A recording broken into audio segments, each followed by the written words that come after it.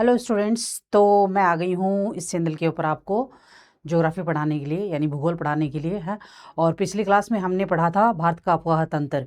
मतलब इस सीरीज़ के अंदर हम सिलेबस के अकॉर्डिंग पढ़ रहे हैं। तो सिलेबस में पहला टॉपिक हम पूरा कर चुके हैं। टोटली इस के अंदर प्रीलिम्स और मेंस का जो आरएस का सिलेबस जो मैंने कंबाइन किया है, उसके बाद में इसमें 8 टॉपिक बन रहे हैं। 8 टॉपिक के हिसाब से एक टॉपिक में पहले पढ़ा चुकी हूँ, कंप्लीट हो चुका है। भारत की भू आकृतियाँ था, भौतिक विभाजन कंप्लीट हो चुका है। अब हम चल रहे हैं दूसरे टॉपिक के ऊपर। दूसरे टॉपिक पे हमने पिछली क्लास में आधा टॉपिक पूरा कर लिया था। तो मैं थोड़ा सा मोटा मोटा रिवीजन करा देती हूँ। जो हमने पिछली क्लास के अंदर आधा टॉपिक पूरा कर लिया था, उसका थोड़ा सा मोटा रिवीजन करा देती हूँ, ताकि आपको चीज़ें रिकॉल हो जाए वापस है। और बाकी का बचा हुआ फिर हम आज पूरा करेंगे। तो आप मेरे साथ इस चैनल पे कंटिन्यू जुड़े रहिए, क्योंकि वैकेंसी आ रखी हैं। अभी डिस्टर्ब होने के लिए आपके पास टाइम नहीं है, फोकस्ड रहिए एक जगह पे। हाँ, तो भारत का अफवाह तंत्र और झीलें। अफवाह तंत्र के हमने पिछली क्लास के अंदर पढ़ा था। भारत का अफवाह तंत्र को हम कितने भाग में बांट सकते हैं और कितने तरीके से बांट सकते हैं। तो 2 तरीके से बांट सकते हैं और 2 भागों में बांट सकते हैं।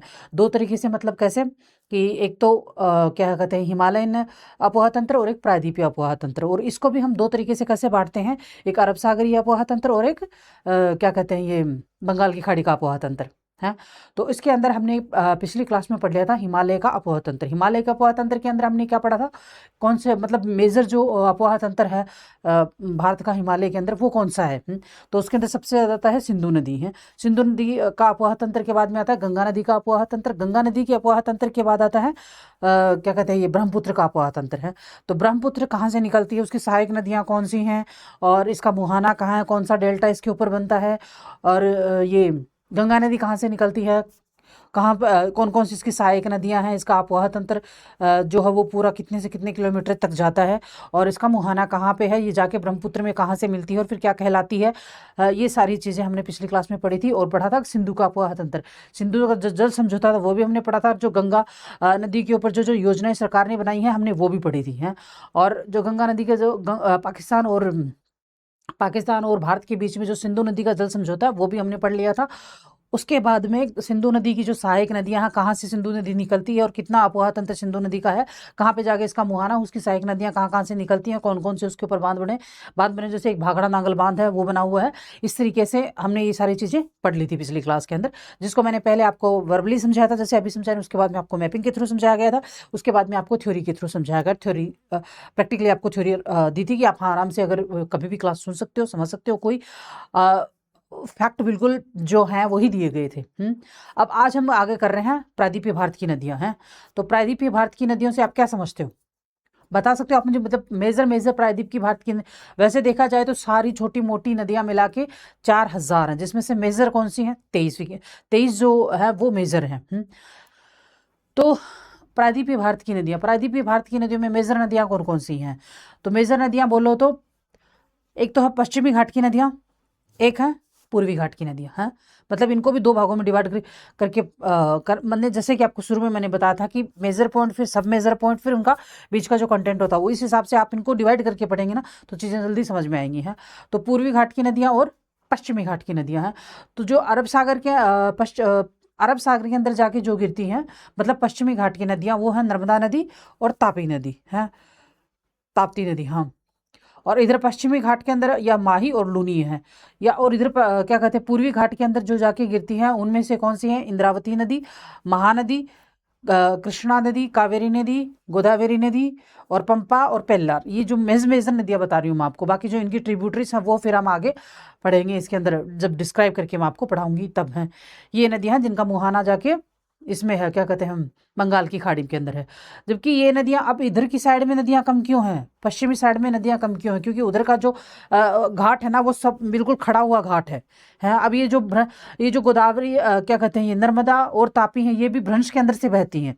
हाँ, इसलिए इनका मुहाना उधर की साइड में। अदर वो जो पश्चिमी घाट है वो खड़ा हुआ है, और उसका ढलान जो है वो पूर्व की साइड में है। इसलिए जो भी पश्चिमी घाट से नदियां निकलती है वो उधर से जाके पूर्वी घाट से आगे निकल के जाके बंगाल की खाड़ी में मिलती हैं।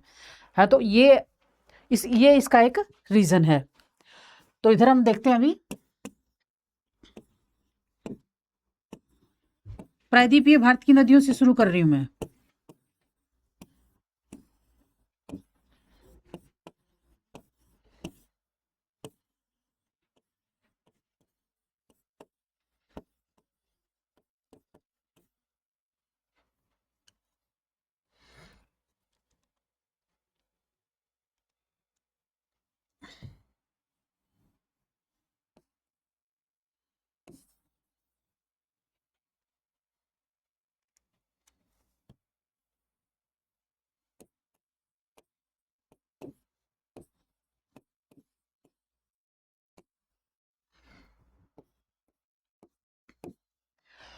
क्योंकि क्या कहते हैं वो हिमालयन नदियाँ तो मैंने आपको पढ़ा दी थी, तो अब प्रायद्वीप भारत की नदियों से शुरू कर रही हूँ। इसके अंदर पहला पॉइंट,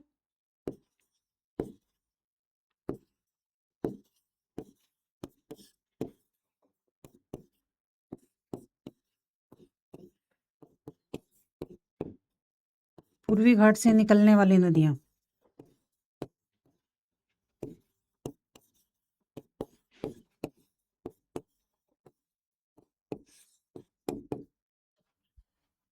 दूसरा, पश्चिमी घाट से निकलने वाली नदियाँ। कुछ समझ में नहीं आता है तो कमेंट कर दिया करो।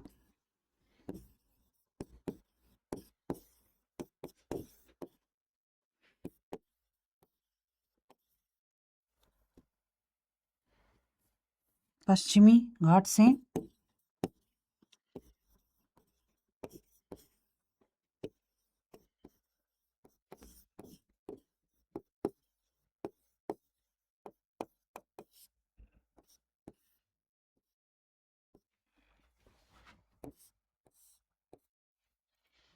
निकलने वाली नदियाँ। ओनली प्रायद्वीपीय भारत की नदियाँ पढ़ेंगे, क्योंकि हिमालय की नदियाँ ऑलरेडी हो चुकी हैं अपनी। अब जो बची हैं वही अपन सिर्फ पढ़ेंगे। इसके बाद में नदियों के बाद में हम झीलें पढ़ेंगे हैं।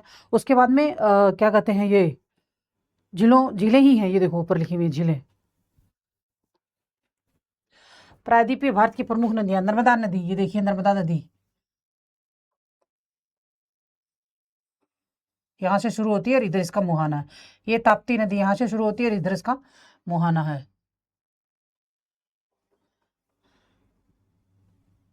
पश्चिमी घाट, पूर्वी घाट तो आपको पता ही है, इधर की साइड से ये पश्चिमी घाट, ये मैंने आपको उसमें पढ़ाया तो था। ये इधर पूर्वी घाट है। ये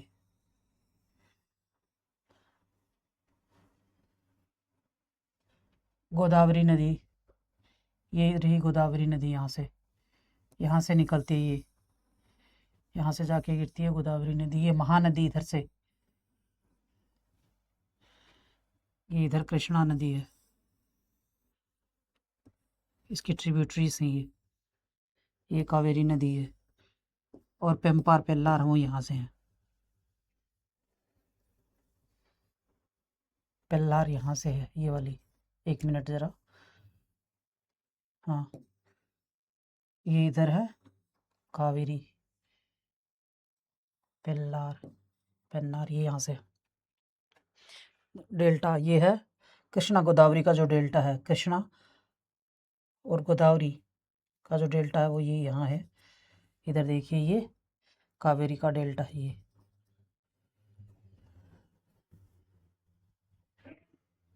या तो आप इसका स्क्रीनशॉट ले लो, या फिर ये क्लास यूट्यूब पे रहती है, आप जब चाहो तो देख सकते हो खोल के, जब मन करे आपका। कुछ भी कर रहे हो, कहीं पे कोई खेत में भी काम कर रहा है ना, खेती में पानी भी दे रहा है, तभी भी आप यूट्यूब कान में लगाइए, मोबाइल डालिए और सुनिए आराम से। काम भी कीजिए और साथ में क्लास लेके करियर भी बनाइए, तो दो काम एक साथ चलाइए। भारत की प्रमुख ये तो झीलें हैं।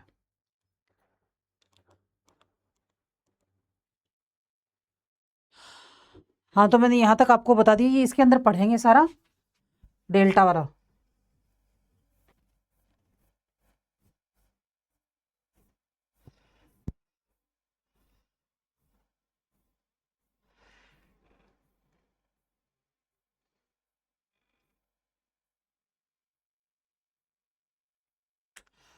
समझ आ रहा है? नहीं समझ में आ रहा है तो मैंने बताया ना आपको कि आप आराम से वो कर सकते हो।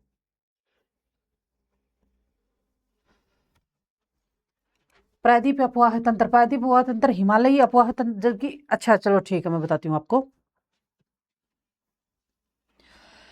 हिमालय अफवाह तंत्र जो है वो हिमालय अफवाह तंत्र सदाबहार नदियों से, सदाबहार सदा नीरी नदियाँ, सदा नीरी नदियों का मतलब होता है कि जो क्या कहते हैं, हिमालय की जो नदियाँ हैं वो सदा बहती रहती हैं, फुल स्पीड से बहती हैं। क्यों सदा बहती रहती हैं? क्योंकि उन नदियों के अंदर हिमालय का जो बर्फ़ की जो बर्फ़ गिरती है हिमालय में, उससे जो पानी आता है उससे बहता है वो। और जब बारिश का मौसम होता है उसमें उनमें और भी ज़्यादा बाढ़ आ जाती है, ज़्यादा बहाव हो जाता है, क्योंकि बारिश का पानी भी आ जाता है। लेकिन प्रायद्वीपीय भारत की जो नदियाँ हैं वो उनमें से कुछ ही नदियाँ हैं जो पूरे 12 महीने बहती हैं, बाकी टाइम में नहीं बहती हैं। क्यों? क्योंकि वो जो नदियाँ वो सिर्फ बारिश के ऊपर डिपेंड है। बारिश का पानी अगर आता है तो वो बहती हैं, और अगर बारिश का पानी नहीं आता है तो सूख जाती हैं। हाँ, लेकिन कुछ नदियाँ ऐसी हैं जो हमेशा बहती हैं प्रायद्वीपीय भारत के अंदर भी। लेकिन वो जो 12 महीने बहती है ना प्रायद्वीप की नदियाँ, उनमें भी उतना बहाव नहीं होता जितना कि हिमालय की नदियों के अंदर रहता है। हिमालय की नदियाँ स्पीड से बहती, क्यों? क्योंकि उनमें पानी हमेशा रहता है। हाँ, ये एक चीज़ है। तो हम 1 मिनट शुरू करते हैं पढ़ना। हाँ, प्रायद्वीप अपवाह तंत्र हिमालय अपवाह तंत्र से प्राचीन है। यह तथ्य नदियों की प्रवाहावस्था और नदी घाटियों के चढ़ाव उथला होने से प्रभावित होता है। ये प्रायद्वीपीय भारत की जो नदियाँ वो पुरानी पुरानी किस लिए हैं? क्योंकि जो प्रायद्वीपीय भारत है ये गोदाम, अपन ने जब पढ़ा था क्या कहते हैं इसकी स्थिति, भूगर्भीय स्थिति भारत में, उसमें हमने देखा था कि ये गोदामन का हिस्सा है। जो प्रायद्वीपीय भारत है ये पश्चिमी तट के समीप स्थित पश्चिमी घाट, अरब सागर में गिरने वाली छोटी नदियां तथा बंगाल की खाड़ी में गिरने वाली नदियों के मध्य जल विभाजक का कार्य करता है। पश्चिमी तट से समीप स्थित पश्चिमी घाट, अरब सागर में गिरने वाली छोटी नदियां और बंगाल की खाड़ी में गिरने वाली नदियों का जल विभाजक है। कौन है पश्चिमी घाट? जो मैंने आपको अभी बताया था थोड़ी देर पहले कि पश्चिमी घाट जो उसका ढाल ऐसे है, मतलब पूर्व की साइड में है, तो वो जल विभाजक बन जाता है कि इधर पूर्व की घाटियां हैं, पूर्व की नदियां जाएंगी, इधर पश्चिमी घाट की नदियां जाएंगी हैं, तो खाड़ी में गिरती हैं। विभाजक था प्रायद्वीप के उत्तरी भाग से निकलने वाली चंबल, काली सिंध, केन, बेतवा। देखिए ऐसा है, जो प्रायद्वीप भारत का जो ऊपर वाला हिस्सा है, हाँ, ऊपर वाला हिस्सा में कौन आता है? सोन, कैन, बेतवा, ये जो नदियां हैं, चंबल नदियां, ये ऊपर वाला जो हिस्सा है ये जाती हैं जाके गंगा में मिलती हैं। मतलब कि ये दक्षिण से उत्तर की ओर बहती है। क्यों बहती है? क्योंकि वहां पे जो पठार है ना, उनका जो ढलान है वो उत्तर की साइड में है। कौन से पठार है वहां पे? बालवा का पठार है, बुंदेलखंड का, बघेलखंड का, नागपुर का, ये जो 4 पठार है ऊपर की साइड में बीच में, जिसे हम उच्च भूमि बोलते हैं, उसका जो ढाल है वो उत्तर की साइड में है। अगर उत्तर की साइड में है तो वो नदियां वहां से निकल के उत्तर की साइड में बहती है, दक्षिण से उत्तर की साइड में बहती है और जाके गंगा में मिलती हैं। तो ये वाला जो है ये भी प्रायद्वीपीय भारत की ही नदियां हैं, जो सोन, गंगा, बेतवा, चंबल जो नदियां हैं ये भी हैं। प्रायद्वीप के प्रमुख नदी तंत्र महानदी, गोदावरी, कृष्णा, कावेरी। प्रायद्वीपीय अपवाह तंत्र का विकास, मतलब प्रायद्वीपीय जो अपवाह तंत्र है उसका विकास कैसे हुआ है? प्राचीन काल की 3 प्रमुख गर्भिक घटनाओं से प्रायद्वीपीय भारत में अपवाह तंत्र के वर्तमान स्वरूप प्रदान किया गया। मतलब 3 घटनाएं प्राचीन भारत में ऐसी हुई जिसकी वजह से इनका स्वरूप प्रदान किया गया कि हाँ प्रायद्वीपीय भारत की नदियां ये हैं, इनको स्वरूप प्रदान किया गया। क्या हुई 3 घटनाएं? वो घटनाएं हैं, आरंभिक टर्शियरी काल के दौरान प्रायद्वीप के पश्चिमी भाग का अवतलन या धसाव हुआ, जिससे यह भाग समुद्र तल से नीचे चला गया। परिणाम स्वरूप मूल जल संभर क्षेत्र के दोनों ओर नदियों के सामान्य सममित योजना में परिवर्तन हो गया। किससे सामान्य सममित योजना में परिवर्तित हो गया? हिमालय में होने वाले उत्थान के कारण प्रायद्वीपीय खंड के उत्तरी भाग का अवतलन हुआ, जिसके परिणाम स्वरूप भ्रंश द्रोणियों का निर्माण हुआ। क्या हुआ? भ्रंश द्रोणियों का मतलब हिमालय के अंदर जो चेंजेस आते रहते हैं, अभी भी आ रहे हैं चेंजेस, क्योंकि हिमालय जो नववलित पर्वत श्रेणी है, तो अभी भी जो चेंजेस आ रहे हैं इसकी वजह से जो नीचे की जो मतलब भारतीय प्लेट आके यूरेशियन प्लेट में भिड़ी थी, हाँ, तो जैसे ये नीचे हुई ना, तो यहाँ जो परिवर्तन होता ना उसका असर फिर यहाँ भी पड़ता है। इस वजह से ये चीज यहाँ बताई जा रही है कि भ्रंश द्रोणियों का निर्माण हुआ है। ये हिमालय में होने वाले उत्थान के कारण प्रायद्वीपीय खंड के उत्तरी भाग का अवतलन हुआ है, और जिसके परिणाम स्वरूप भ्रंश द्रोणियों का निर्माण हुआ। नर्मदा और तापी नदियां इन्हीं भ्रंश द्रोणियों के अपवाहित हो रही हैं। नर्मदा और तापी, मैंने आपको अभी बताया था ना कि नर्मदा और तापी वो जो पश्चिमी भारत की भ्रंश से बहती हैं और जाके क्या पश्चिमी तट में उनका मुहाना है जो जाके अरब सागर में गिरती हैं।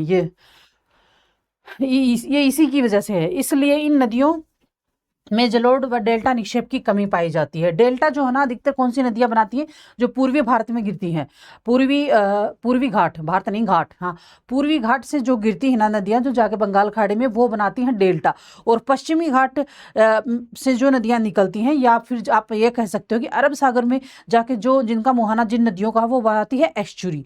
अब एस्चुरी क्या होती है ये हम जैसे जैसे आगे बढ़ते जाएंगे मैं आपको हर चीज़ की डेफिनेशन बताती जाऊंगी है। अभी मैं आपको बता दूं उस चीज़ की, तो फिर मैं आगे क्या बताऊंगी जब वो चीज़ आएगी। तो स्टेप बाय स्टेप चलेंगे अपन, जब जिस चीज़ की जरूरत होगी वो उस वैसे ही चलेंगे ताकि चीज़ें अच्छे से समझ में आए और क्लियर हो जाए। अगर स्टेप बाय स्टेप चलेंगे, अगर मैंने पहले वाली चीज़ें बाद में और बाद वाली चीज़ें पहले बता दी आपको, तो फिर समझ में नहीं आएगा आपको कि मैं समझा क्या रही हूँ, फिर खिचड़ी पक जाएगी आपके दिमाग के अंदर, और मैं नहीं चाहती कि खिचड़ी पके। स्टेप बाय स्टेप पढ़ेंगे, टू द पॉइंट पढ़ेंगे, चीज़ें ठीक से समझ में आएंगी। हाँ, तो ठीक है। नेक्स्ट, इसी काल में प्रायद्वीपीय खंड पर उत्तर पश्चिमी दिशा से दक्षिण पूर्व दिशा में झुका गया है। परिणाम स्वरूप इसका अपवाह बंगाल की खाड़ी की ओर उन्मुख हो गया है। देख, इसी काल में प्रायद्वीपीय खंड उत्तर पश्चिमी दिशा से दक्षिण पूर्व दिशा में झुक गया। परिणाम स्वरूप इसका अपवाह तंत्र, मतलब ये जो परिवर्तन हुए हैं ना, ऊपर भारतीय प्लेट यूरेशियन प्लेट के अंदर धसी है, भारतीय प्लेट नीचे गई, यूरेशियन प्लेट ऊपर आई है। तो यहाँ थोड़ा सा परिवर्तन होता ना, उसका असर यहाँ पे भी होता है और यहाँ पे भी होता है।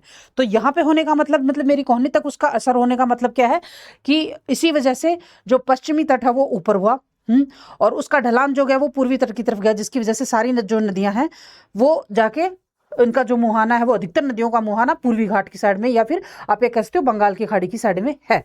ये चीज़ मैं आपको जो समझा रही हूँ एग्जाम्पल देके, ये बिल्कुल सिंपल लैंग्वेज में समझा रही हूँ एग्जाम्पल दे देगी, लेकिन यहाँ जो है वो लैंग्वेज थोड़ी वो जो हमको एग्जाम में लिखनी है वो वाली लैंग्वेज है।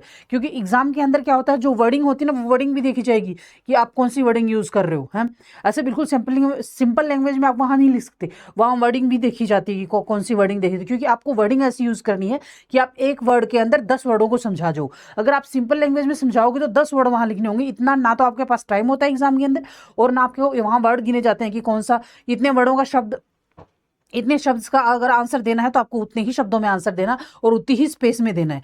तो ऐसे शब्द यूज करने हैं कि ऐसे हेवी थोड़ा सा हेवी शब्द यूज करना है, तो एक शब्द के अंदर आप 10 बातें बोल जाओ, या एक शब्द के अंदर आप 10 शब्द यूज कर जाओ, इस तरीके के शब्द यूज करने हैं। तो मैं आपको जो समझा रही हूँ सिंपल लैंग्वेज में, ताकि समझ में आ जाए, उसके बाद में आप वर्ड्स यूज कर लेना। जो थ्योरी में मैं आपको दे रही हूँ ये वर्ड आप एग्जाम में यूज करना, और मैं जो आपको समझा रही हूँ ये समझाने के लिए कि आपके दिमाग में वो चीज घुसे। ओके, नेक्स्ट, प्रायद्वीपीय नदी तंत्र की विशेषताएं क्या है प्रायद्वीपीय नदी तंत्र की। हाँ, तो इनके क्या विशेषताएं हैं प्रायद्वीपीय नदी तंत्र की। जैसे कि मैंने अभी आपको बताया ना कि एक तो सदाबहार नदियों वाला बताया था, है एक एस्चुरी वाला बताया था, और उधर पूर्वी घाट वाला बताया था, वही चीजें इसमें दी हुई हैं। प्रायद्वीपीय नदियों की विशेषता यह है कि अपने एक सुनिश्चित मार्ग पर चलती हैं, विसर्प नदी नहीं बनाती हैं, जबकि हिमालय जो नदियां हैं वो विसर्प बनाती हैं। और ये जो नदियां हैं ये एक निश्चित मार्ग बन गया उसी के ऊपर चलती हैं। ये बारहमासी नहीं है, ये नदियां समुद्र में गिरते समय डेल्टा का निर्माण करती हैं। यद्यपि भ्रंश घाटियों में बहने वाली नदियों में से नर्मदा और तापी इसे अपवाद हैं, जो ज्वारनमुखी एस्चुरी का निर्माण करती हैं। विश्व की सबसे बड़ी एस्चुरी सेंट लॉरेंस नदी की है। जब नदियों के मुहाने पर नदियों द्वारा बहाकर लाया गया मलबा समुद्र में चला जाता है, तब इस प्रकार के समुद्र एवं नदियों से मिलने बिंदु को एस्चुरी कहा जाता है। मैंने आपको बताया था ना, मैं बताऊंगा एस्चुरी किसे कहते हैं। तो ये है एस्चुरी, मतलब क्या है, इस पर जब नदियों के मुहाने पर नदियों के द्वारा बहाकर लाया गया मलबा समुद्र में चला जाता है, मतलब नदियां जब बह के आती हैं तो वो जहां जहां से बह के आती है ना, वहां से कुछ कुछ मलबा साथ लेके आ जाती है और कुछ कुछ वहां छोड़ के आ जाती हैं। लेकिन लास्ट में जो सारा मलबा होता है वो लेके आती हैं वो, और वो उनको किनारे पर ना छोड़ के अपने साथ में पानी में ही बहा ले जाती हैं। उसको हम एस्चुरी बोलते हैं। मलबा समुद्र में चला जाता है, तब इस प्रकार के समुद्र व नदियों के मिलन बिंदु को एस्चुरी कहा जाता है। ओके, प्रायद्वीपीय नदियों की अपवाह द्रोणियां आकार में अपेक्षाकृत छोटी होती हैं, प्रायद्वीपीय भारत बहुत ही प्राचीन भूभाग है, इसलिए इस क्षेत्र की नदियां वृद्धावस्था में हैं, जो मुख्यतः वृक्षाकृतिक अपवाह तंत्र बनाती हैं। दक्षिण भारत की सभी नदियां अपने आधार तल पर पहुंच गई हैं, जिनमें अपनी घाटी की लंबवत काटने की उनकी क्षमता लगभग समाप्त हो गई है। वर्तमान में ये नदियां धीरे धीरे अपने किनारे को काट रही हैं, इससे इनकी घाटियां चौड़ी होती जा रही हैं। इसी के परिणाम स्वरूप इनके निचले भागों में बाढ़ का पानी बहुत बड़े क्षेत्र में भर जाता है। मतलब ये जब नीचे गिरती हैं समुद्र में तो ये अपने किनारों को काट देती हैं, जिसके कारण बाढ़ के लिए स्पेस हो जाता है, बाढ़ का पानी बहुत बड़े तेज क्षेत्र में भर जाता है। संभवतः हिमालय के निर्माण के समय झटके लगने के कारण दक्षिण भारत का ढाल पूर्व की ओर हो गया। जैसे ये भी मैंने आपको समझाया था ना, नर्मदा और तापी को छोड़कर से सभी नदियां पूर्व की ओर बहती हैं। नर्मदा और तापी नदियां पठार के ढाल का अनुसरण न करके भ्रंश घाटियों में होकर बहती हैं, भ्रंश घाटियों में बहती, पठार का अनुसरण नहीं करती है। यही कारण है कि नदियां पश्चिम की ओर प्रवाहित होते हुए अरब सागर में जा मिलती है। स्वर्ण रेखा महानदी गोदावरी, कृष्णा, कावेरी, पल्लार, कावेरी, वेगई दक्षिणी भारत के प्रवाह तंत्र की प्रमुख नदियां हैं, जो पूर्व की ओर प्रवाहित होती हैं तथा बंगाल की खाड़ी में गिरती हैं। नेक्स्ट, प्रायद्वीपीय भारत के उत्तरी भाग का ढाल उत्तर की, ये मैं आपको इसलिए बता रही हूँ कि आपका कुछ ना छूटे। ये चीज मैंने अभी आपको सिंपल लैंग्वेज में समझा दी है। और अगर आप एक ही चीज को 2-3 बार सुन लोगे ना तो दिमाग में क्लिक करनी शुरू हो जाती है, चाहे तो किताबी लैंग्वेज में सुनो, लेकिन किताबी लैंग्वेज के थोड़े से शब्द होते हैं ना, कुछ कुछ शब्द होते हैं हार्ड होते हैं, समझ में नहीं आते हैं। तो आप एक चीज को बार बार सुनोगे तो क्लिक करती है माइंड के अंदर। प्रायद्वीपीय भारत के उत्तरी भाग का ढाल उत्तर की ओर है, एवं विंध्याचल पर्वत से निकलने वाली अधिकांश नदियां उत्तर की ओर बहती हुई यमुना और गंगा में मिल जाती है। मैंने आपको अभी बताया था ना, कैन, बेतवा, चंबल। हाँ, इनमें चंबल, काली सिंधिया, बेतवा, केन और सोन नदियां प्रमुख है। हिमालयी नदियों के विपरीत प्रायद्वीपीय भारत की नदियों में जल कम ज्यादा होता रहता है, क्योंकि ये वर्षा की मात्रा पर निर्भर रहती हैं। प्रायद्वीपीय भारत की प्रमुख नदियों का उद्गम पश्चिम घाट से होता है। पश्चिमी घाट से निकलकर पूर्व की ओर प्रवाहित होने वाली नदियां लंबे मार्ग का अनुसरण करती हैं। ये डेल्टा का भी निर्माण करती हैं। प्रायद्वीपीय भारत में पूर्व दिशा में बहने वाली नदियों का उत्तर से दक्षिण की ओर क्रम इस प्रकार: स्वर्ण, यानी सबसे पहले ये नदी है स्वर्ण रेखा नदी, फिर महानदी, फिर गोदावरी, कृष्णा, पेन्नार, कावेरी और वेगई। ये मैंने अभी आपको मैपिंग में बताया था। मोन, नर्मदा और महानदी अमरकंटक पठार से निकलती है। सोन है ये, मोन नहीं है। सोन, नर्मदा और महानदी अमरकंटक पठार से, मतलब ये एक ही पठार से निकलती है, अमरकंटक पठार से, लेकिन इनकी दिशाएं अलग अलग हैं। दिशाएं अलग मतलब कैसे हैं कि महानदी जो है ये आके गिरती है इधर, किधर, पूर्वी घाट की साइड में है, और नर्मदा नदी है ये जाती है पश्चिमी घाट, और सोन नदी है ये जाती है गंगा में।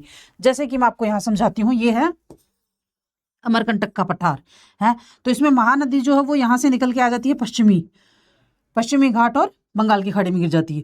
हाँ, और सोन नदी है वो यहाँ से बह के जाती है, गंगा में मिल जाती है। और इधर से निकलती है, ये जाती है नर्मदा, इधर से निकल के पश्चिमी घाट में जाके, पश्चिमी घाट से होकर के ये जाके गिरती है अरब सागर के अंदर। नर्मदा पश्चिम की ओर प्रवाहित होकर अरब सागर में गिरती है, तथा महानदी पूर्व की ओर प्रवाहित होते हुए बंगाल की खाड़ी में गिरती है। केरल में पूर्व की ओर प्रवाहित होने वाले नदियां पंबर, भवानी और कामिनी है। यानी केरल जो सबसे तमिल नीचे है, पश्चिमी घाट का जो सबसे नीचे का जो अपना स्टेट है, वो है केरल है। तो उसकी नदी है पंबर, भवानी और कामिनी। मतलब ये छोटी छोटी नदियां हैं, बड़ी मेजर नदियां नहीं है, जो कि अरब सागर में गिरती हैं जाके। ये दोबारा मैपिंग देख लीजिए। देखिए महानदी, हीराकुंड बांध बना, बांध, ये बांध तो बांधों में पड़ेंगे हैं, इधर से निकलती है। ये देखिए यहाँ से, ये यहाँ से देखो वितरिकाएं हो गई, डेल्टा बनाती है ना हीरा। और ये गोदावरी, नर्मदा इधर से सरदार सरोवर बांध, गोदावरी यहाँ से निकल के यहाँ तक, ये यहाँ आ गई। कोयना, कोयना जो है तो कृष्णा की सहायक नदी है। तो कृष्णा कोयना दोनों क्या कैसे शुरू होता है ना, तो कनेक्ट करके पढ़ लेना। ये इधर तुंगभद्रा किसकी, कृष्णा की सहायक है? ये कावेरी है, इधर से कावेरी, मेंटूर, पेन्नार, पेरियार इधर नहीं है, पेरियार इधर है।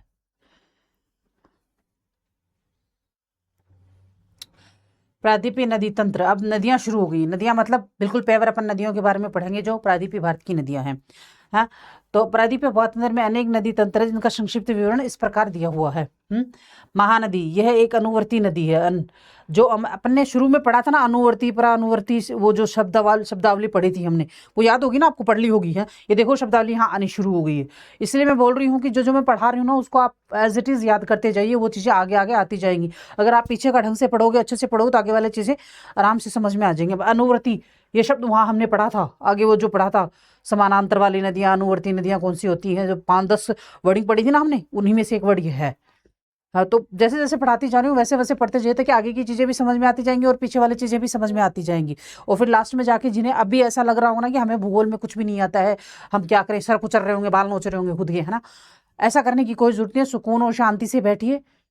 सब जब ये कंप्लीट होके लास्ट में पहुंचेंगे ना, तब तक सब कुछ आ रहा होगा, सब कुछ आ जाएगा। जब इंसान कोई भी काम नया शुरू में करता है ना, तो उसे लगता है मुझे ये नहीं आता, नहीं आता, लेकिन जब तक वो काम धीरे धीरे करते करते कंप्लीट होते जाता है ना, तब तक उसको सब कुछ आना शुरू होता है। जैसे हम जब बच्चे थे तो नई क्लास में जाते थे, जैसे हम 4th क्लास से 5th क्लास में गए, तो 5th क्लास में ऐसा लगता था कुछ भी नहीं आता, किताबें नहीं, सब कुछ नया, कुछ भी नहीं आता। लेकिन जब कंप्लीट होती थी 5th क्लास, एग्जाम फाइनल देने, तब तक ऐसा लगता था सब कुछ आता है, और वो बिल्कुल ईजी, ऐसा लगता था 5th क्लास तो कुछ भी नहीं थी, हमें सब कुछ आता है, पूरी साल याद हो जाती है, सब कुछ याद हो जाता है। इसलिए स्ट्रेस लेने की जरूरत नहीं है। जो पढ़ा रही हूँ ना, उसको टू द पॉइंट है, और एज इट इज पढ़ते जाइए, याद करते जाइए, आपका एक भी क्वेश्चन नहीं छूटेगा।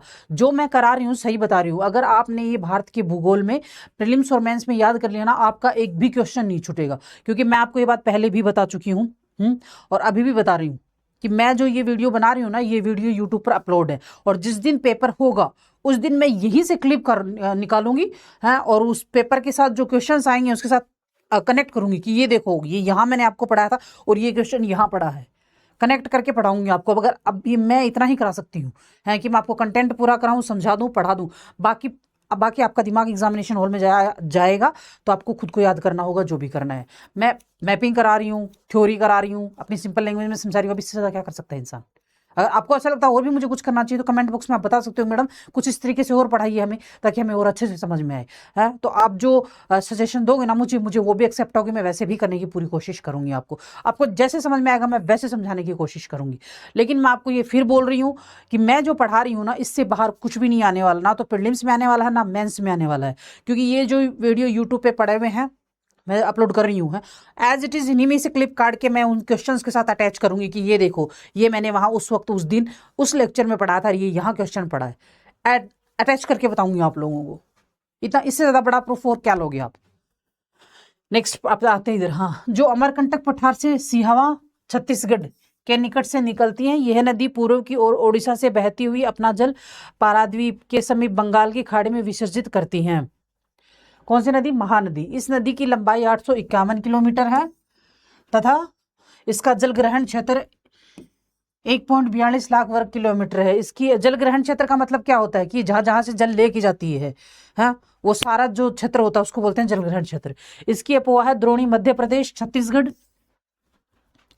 झारखंड और ओडिशा में विस्तृत है। इस नदी की अपोहा द्रोणी का 53% भाग मध्य प्रदेश व छत्तीसगढ़ एवं 47% भाग ओडिशा राज्य में स्थित है। इसके निचले मार्ग में नौ संचालन भी होता है, शिवनाथ, हंसदेव, मांड और इव इसके बाईं ओर, जबकि जोंक, लोंग तथा तेल इसकी दाईं और सहायक नदियां हैं। विश्व का सबसे बड़ा बांध हीराकुंड बांध इसी नदी पर बना है।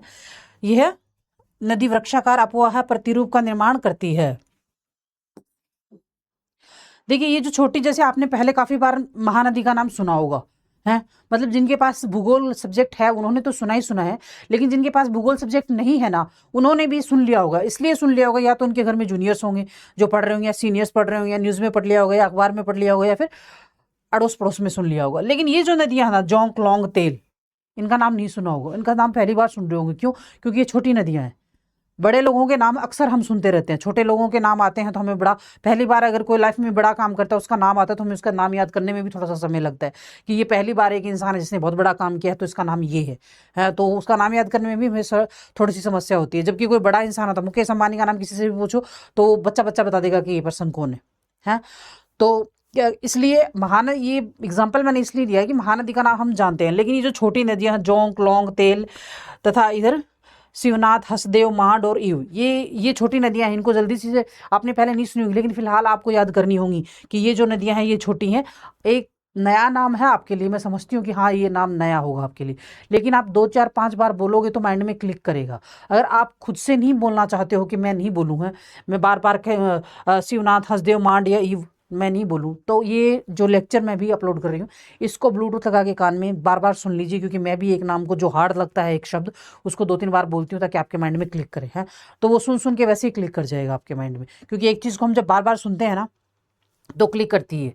जैसे कि एक इंसान कितना भी अच्छा हो, लेकिन 10 लोग उसको ऐसे बोलते हैं तू बुरा है, बुरा है, तो वो अच्छा भला इंसान भी खुद को बुरा समझना शुरू कर देता है कि मैं वास्तव में ऐसा ही तो नहीं हूँ, है। तो यही है, अगर आप एक चीज़ को बार बार सुनोगे ना, मेरे कहने ये जो एग्जांपल मैंने इसलिए दिया आपको कि अगर आप इन शब्दों को बार बार सुनोगे, शिवनाथ, हसदेव या मांड या ईव, इनको बार बार सुनोगे, जोंक, लोंग, तेल, तो आपके माइंड में क्लिक कर जाएगी। दूसरी बात, पर्सनल लाइफ से कनेक्ट, मैं आपको अक्सर ये चीज़ बताती रहती हूँ कि पर्सनल लाइफ से कनेक्ट कीजिए कि किसी का नाम हंसदेव हो सकता है, किसी का नाम आपके घर में हंसदेव हो। मांड किसको बोलते हैं? जो चावल बनाते हैं ना आप घर में, जो उसके ऊपर जो व्हाइट व्हाइट, अपनी दादियाँ होती थी ना तो उसके ऊपर जो व्हाइट व्हाइट होता था उसको मांड बोलते हैं। उसके बाद में शिवनाथ, है, भगवान का नाम है शिव, नाथ तो सबके हैं ही, तो इस तरीके से कनेक्ट करके आप पढ़ सकते हो। ओके, नेक्स्ट, गोदावरी नदी, है, यह प्रायद्वीपीय भारत की सबसे बड़ा नदी तंत्र है। गोदावरी को दक्षिणी गंगा या वृद्ध गंगा के नाम से भी जाना जाता है। यह महाराष्ट्र के नासिक जिले में त्र्यंबकेश्वर की निकलती है और दक्षिण मध्य भारत को पार दक्षिण मध्य भारत को पार कर दक्षिण पूर्व की ओर बहती हुई बंगाल की खाड़ी में अपना जल विसर्जित करती है। इसकी द्रोणी महाराष्ट्र 49%, महाराष्ट्र में 49%, मध्य प्रदेश एवं छत्तीसगढ़ में 20% तथा शेष उड़ीसा, तेलंगाना और आंध्र प्रदेश में भी स्थित है। इसकी प्रमुख सहायक नदियां हैं वृद्धा, वेनगंगा, मनेर, सबरी, पूर्णा, मंजीरा, दरना, पेनगंगा, इंद्रावती, प्राणहिता। वेनगंगा तथा वर्धा संयुक्त रूप से हैं। ताल एवं मंजरा आदि शामिल। इसकी सहायक नदियां महाराष्ट्र, मध्य प्रदेश, छत्तीसगढ़, उड़ीसा, आंध्र प्रदेश और तेलंगाना राज्यों से होकर गुजरती है। मतलब जिस जिस राज्य में ये गोदावरी नदी खुद बहेगी, सहायक नदियां भी उसी राज्य में बहेंगी ना।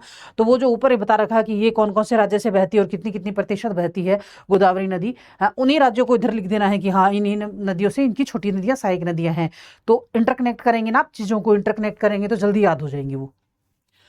गोदावरी 1465 किलोमीटर लंबी नदी है जिसका जल ग्रहण क्षेत्र 3.13 लाख वर्ग किलोमीटर है। यह प्रायद्वीपीय भारत की सबसे लंबी व भारत की दूसरी सबसे लंबी नदी है। प्रायद्वीपीय भारत की सबसे लंबी नदी है, में वह भारत की दूसरी लंबी नदी है। गोदावरी नदी घाटी को कोयला, पेट्रोलियम और प्राकृतिक गैस के भंडार हेतु प्रसिद्ध है। पोचमपद एवं जलकवाड़ी इसी नदी का निर्मित प्रमुख जल कोयला और पेट्रोलियम के लिए प्रसिद्ध है। पोचमपद और जयकवाड़ी, इन शब्दों को ठीक से याद कर लेना। इसी नदी के निर्मित प्रमुख जल विद्युत परियोजनाएं हैं। इनको हम विद्युत परियोजनाओं में भी पढ़ सकते हैं। ये वो टॉपिक है नहीं अपने सिलेबस में, लेकिन विद्युत परियोजनाओं में भी ये आता है। इसके तट पर अनेक तीर्थ स्थल जैसे नासिक, त्रिकम्बेश्वर, भद्वांचलम और नांदेड़ तथा औरंगाबाद, नागपुर, जिमाबाद, रामागुंडम तथा राजमुंद्री आदि प्रमुख नहर स्थित हैं। प्रमुख नहर नहीं, नगर स्थित है।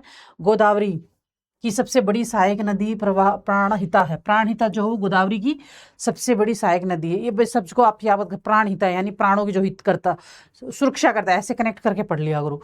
यह पोलावरम के दक्षिण में तथा जहां इसके मार्ग के निचले भाग में भारी बाड़ें आती हैं। बाड़ें क्या होती हैं? गांव के लोग समझ जाएंगे बाड़ें क्या होती हैं। हैं जहां इसके मार्ग के निचले भागों में भारी बाड़ें आती हैं, एक सुदृश्य जलप्रपात का निर्माण करती हैं। सुदृश्य राजमुंद्री के बाद यह नदी कई धाराओं में विभक्त होकर एक वृहद डेल्टा का निर्माण करती है, जिससे डेल्टाई भाग में नौ संचालन संभव है। राजमुंद्री के बाद यह नदी कई धाराओं में विभक्त होकर, मतलब काफी सारी धाराओं में बढ़ जाती है और एक डेल्टा का निर्माण करती है। यह डेल्टाई भाग में भी नौ संचालन संभव। नौ संचालन यानी हम वहां पे नाव वगैरह चला सकते हैं, बोटिंग जिसे बोलते हैं वो कर सकते हैं। उसके बाद में है कृष्णा नदी। यह प्रायद्वीपीय भारत की दूसरी सबसे बड़ी नदी है। प्रायद्वीपीय भारत की दूसरी सबसे बड़ी नदी है। पहली कौन सी है? गोदावरी, दूसरी कृष्णा। इसकी द्रोणी महाराष्ट्र, कर्नाटक एवं आंध्र प्रदेश में विस्तृत है। द्रोणी मतलब है कि वो कहाँ कहाँ बहती है।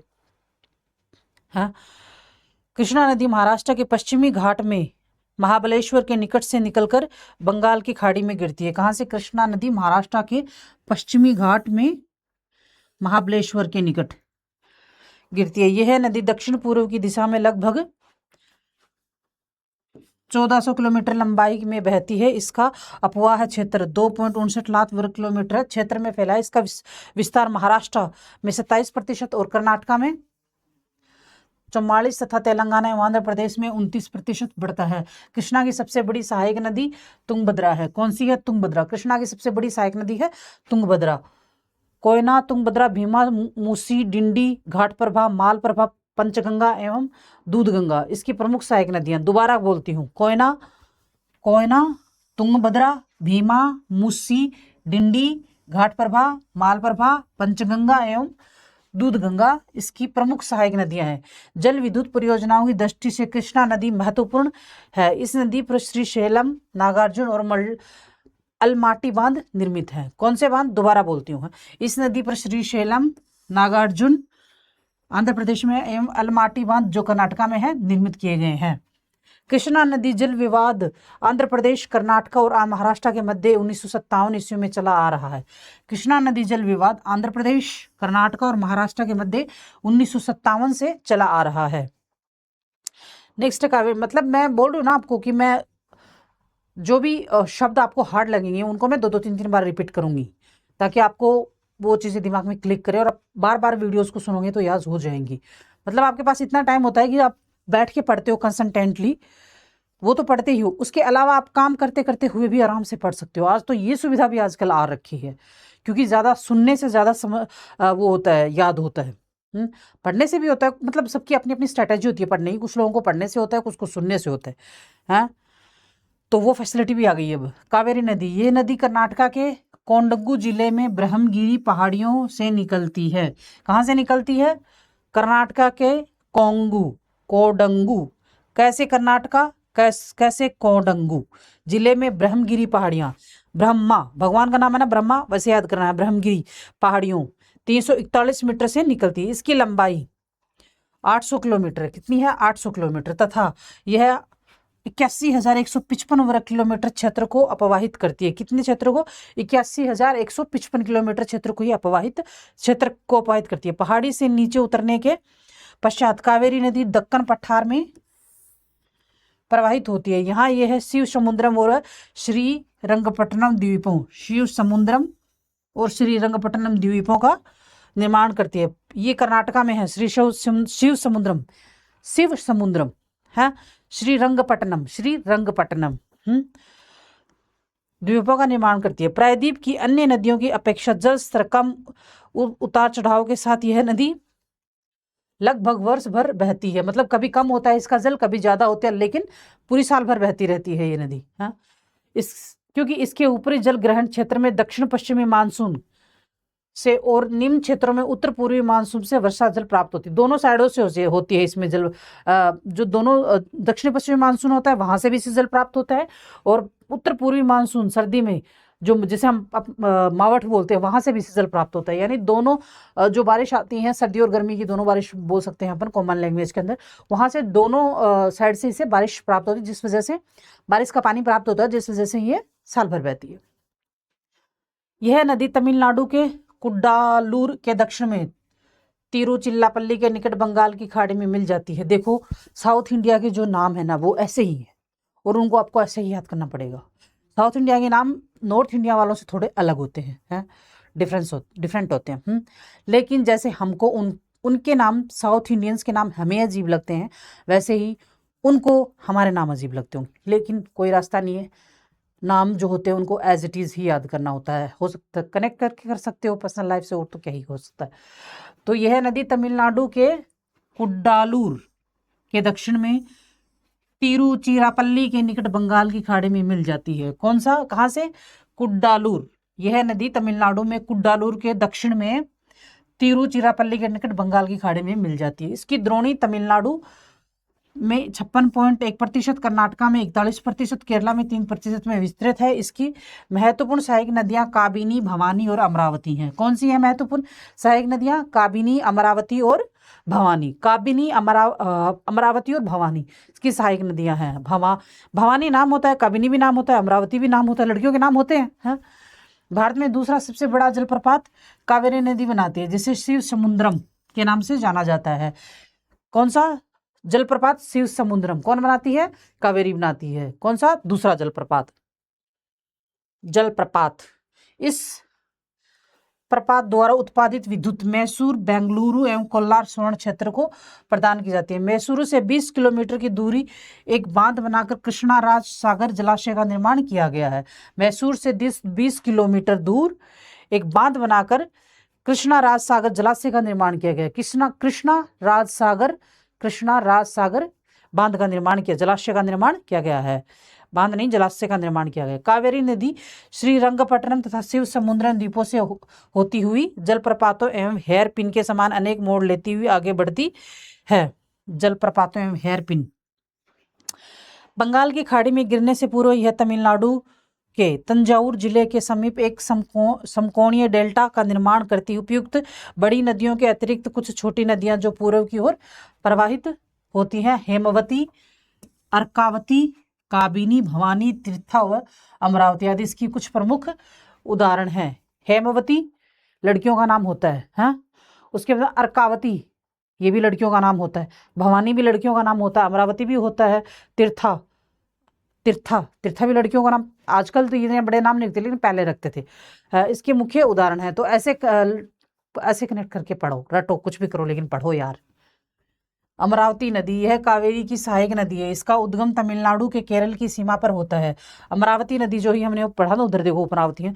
कावेरी की सहायक नदी, इसका उद्गम तमिलनाडु और केरल की सीमा पर होता है। कहाँ पे होता है? तमिलनाडु और के सीमा पर। इसकी लंबाई 175 किलोमीटर है। यह करूर जिले तमिलनाडु कावेरी से निकलती है। यह लगभग 6000 एकड़ भूमि में सिंचाई कराती है, यानी 6000 एकड़ भूमि में इसकी क्या कहते हैं, अमरावती नदी की वजह से सिंचाई होती है।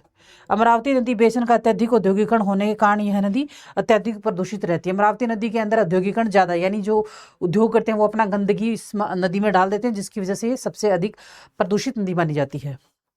उसके बाद में नर्मदा नदी, यह नदी छत्तीसगढ़ में स्थित मैकाल पर्वत के समीप अमरकंटक पठार से निकलती है। कहाँ से?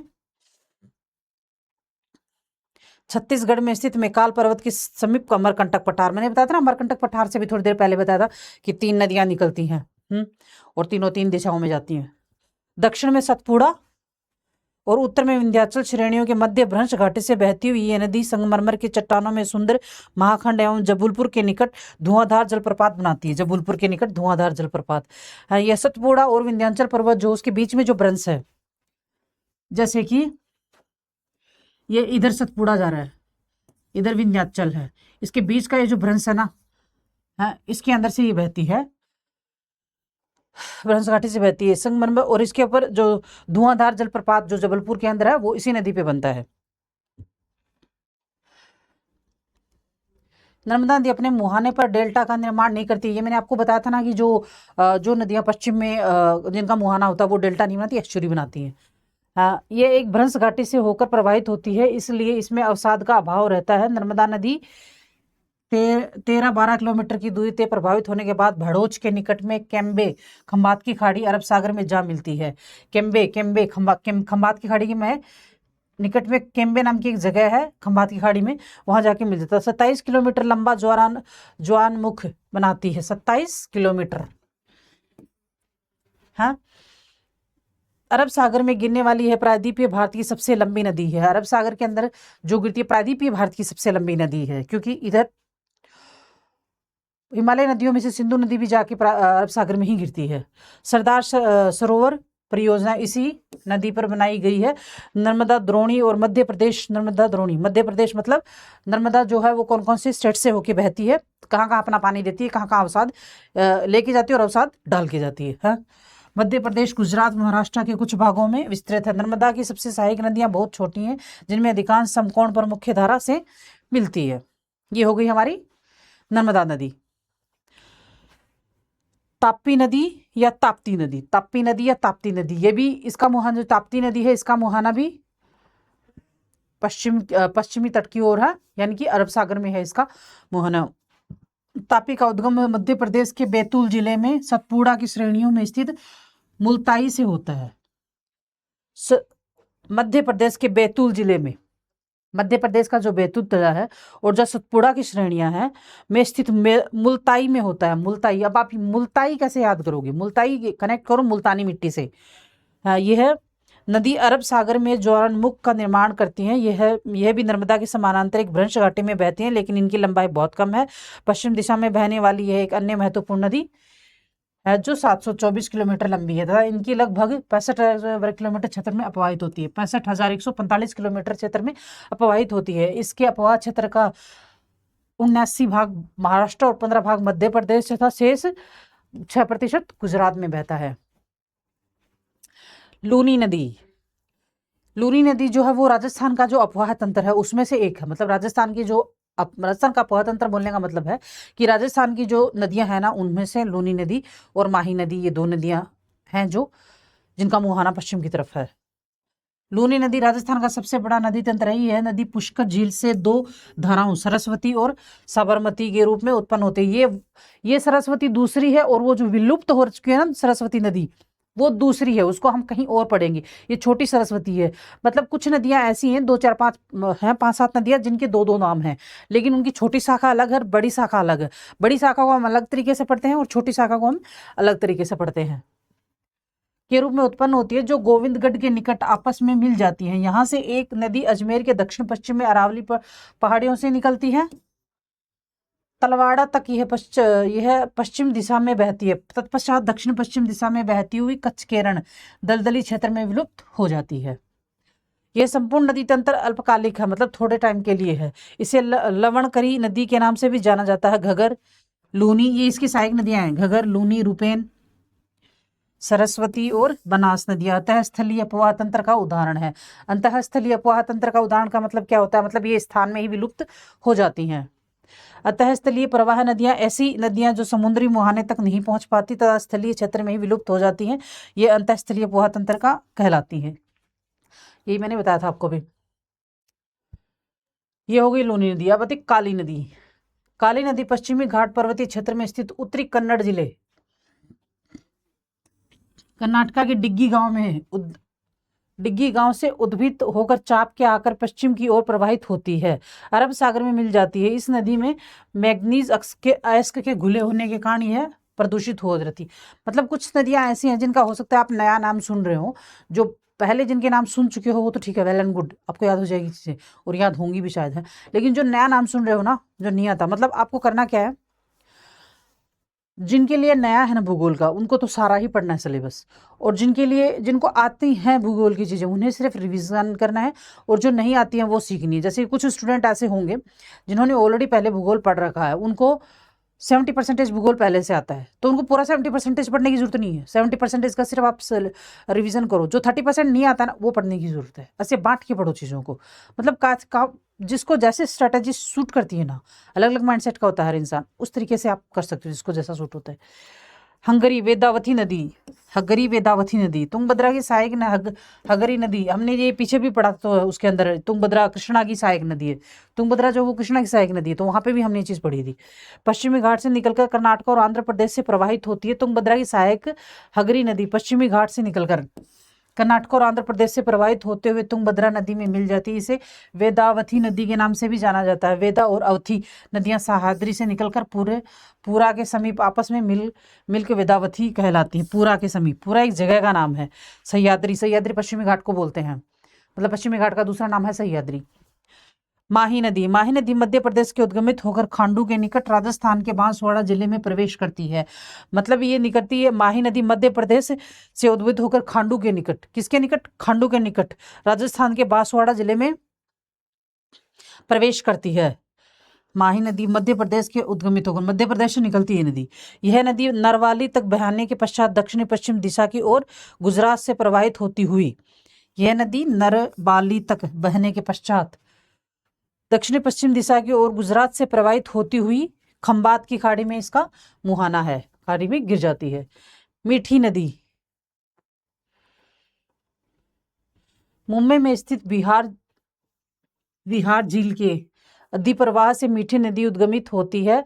2 किलोमीटर के प्रवाह के पश्चात इसमें पोवई झील का पानी भी अधिप्रवाह के कारण मिल जाता है तथा यह 18 किलोमीटर की दूरी तय कर माहिम खाड़ी के समीप अरब सागर में मिल जाती है। कहाँ पे? माहिम खाड़ी के समीप अरब सागर में जाके मिल जाती है। मीठी नदी विहार झील के अधिप्रवाह से मीठी नदी उद्गमित विहार झील, ये याद कर लेना, विहार झील अधिप्रवाहित है। पश्चिम की ओर बहने वाली छोटी नदियां और छोटी नदियां, आपको मैंने बताया ना कि आप, और अब जो बड़ी बड़ी नदियां होती हैं उनका हम जानते हैं, मगर कुछ छोटी नदियां ऐसी हैं जिनको आपने पहली बार नाम सुना होगा, अब याद करनी पड़ेंगी, एग्जाम क्लियर करना है तो। पश्चिम की ओर बहने वाली छोटी नदियां अरब सागर एवं पश्चिम घाट के बीच का तटीय मैदान, अरब सागर और पश्चिमी घाट के बीच का तटीय मैदान बहुत अधिक संकीर्ण है, इसलिए तटीय नदियों की लंबाई अत्यधिक कम है। शरावती नदी, यह नदी कर्नाटका के शिवमोगा जिले से निकलती है। गरसोप्पा जलप्रपात इसी नदी पर स्थित है। यह भारत का सबसे भव्य जलप्रपात है, जिसे जोग जलप्रपात के नाम से भी जाना जाता है। शरावती नदी शिवमोगा जिले से निकलती है, जिसे जोंग जलप्रपात 271 मीटर इसकी ऊंचाई है। जोंग जलप्रपात, इस नाम को अच्छे से याद करना, जोंग जलप्रपात। पश्चिम की ओर बहने वाली नदी, ये जो मैंने अभी आपको पढ़ाया है ना, जो मैंने आपको भी डिस्क्राइब करके पढ़ाया है, थ्योरी है, ये उसकी सिर्फ टेबल बना रखी है। तो आपको थ्योरी के थ्रू याद करना है या टेबल के थ्रू याद करना है, ये आप पे डिपेंड करना है। It's depend on your mind and your own choice है। पश्चिम की ओर बहने वाली नदियां साबरमती, माही, ढांडर, कालिंद, शरावती, भरतपुजा, पेरियार, ये कितने कितने किलोमीटर में बहती हैं, ये आपने पीछे भी देखा है अभी।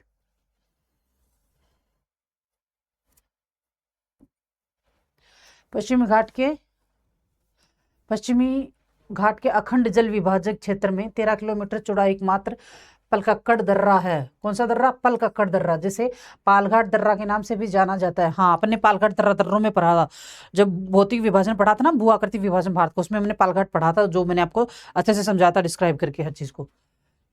शत्रुंजी नदी अमरेली जिले में डलकाहवा से निकलती है। भद्रा नदी राजकोट जिले के अनियाली गांव से निकट से निकलती है। बादर नत्री पंचमहल जिले के घंटारा गांव से निकलती है। नासिक जिले में त्रयंबक पहाड़ियों में 670 किलोमीटर की ऊंचाई में वैतरणी नदी निकलती है। कालिंदी नदी बेलगांव जिले से निकलकर कारवाड़ की खाड़ी में गिरती है। किसकी खाड़ी में? कारवाड़ की खाड़ी में। गोवा में 2 महत्वपूर्ण नदियां मांडवी और जुआरी हैं। मांडवी नदी ये गोवा के अंदर है, जो मांडवी कर्नाटक, महाराष्ट्र एवं गोवा राज्य में प्रवाहित होती है। कौन कौन से राज्यों में? कर्नाटक, महाराष्ट्र और गोवा राज्य में प्रवाहित होती है। इस नदी को गोवा राज्य की जीवन रेखा के नाम से जाना जाता है। इसकी कुल लंबाई 81 किलोमीटर है। कितनी किलोमीटर है? 81 किलोमीटर। निकलती कहाँ से है? गोवा। 3 राज्यों में प्रवाहित होती है, कर्नाटक, महाराष्ट्र और गोवा से, और इसे गोवा की जीवन रेखा कहा जाता है।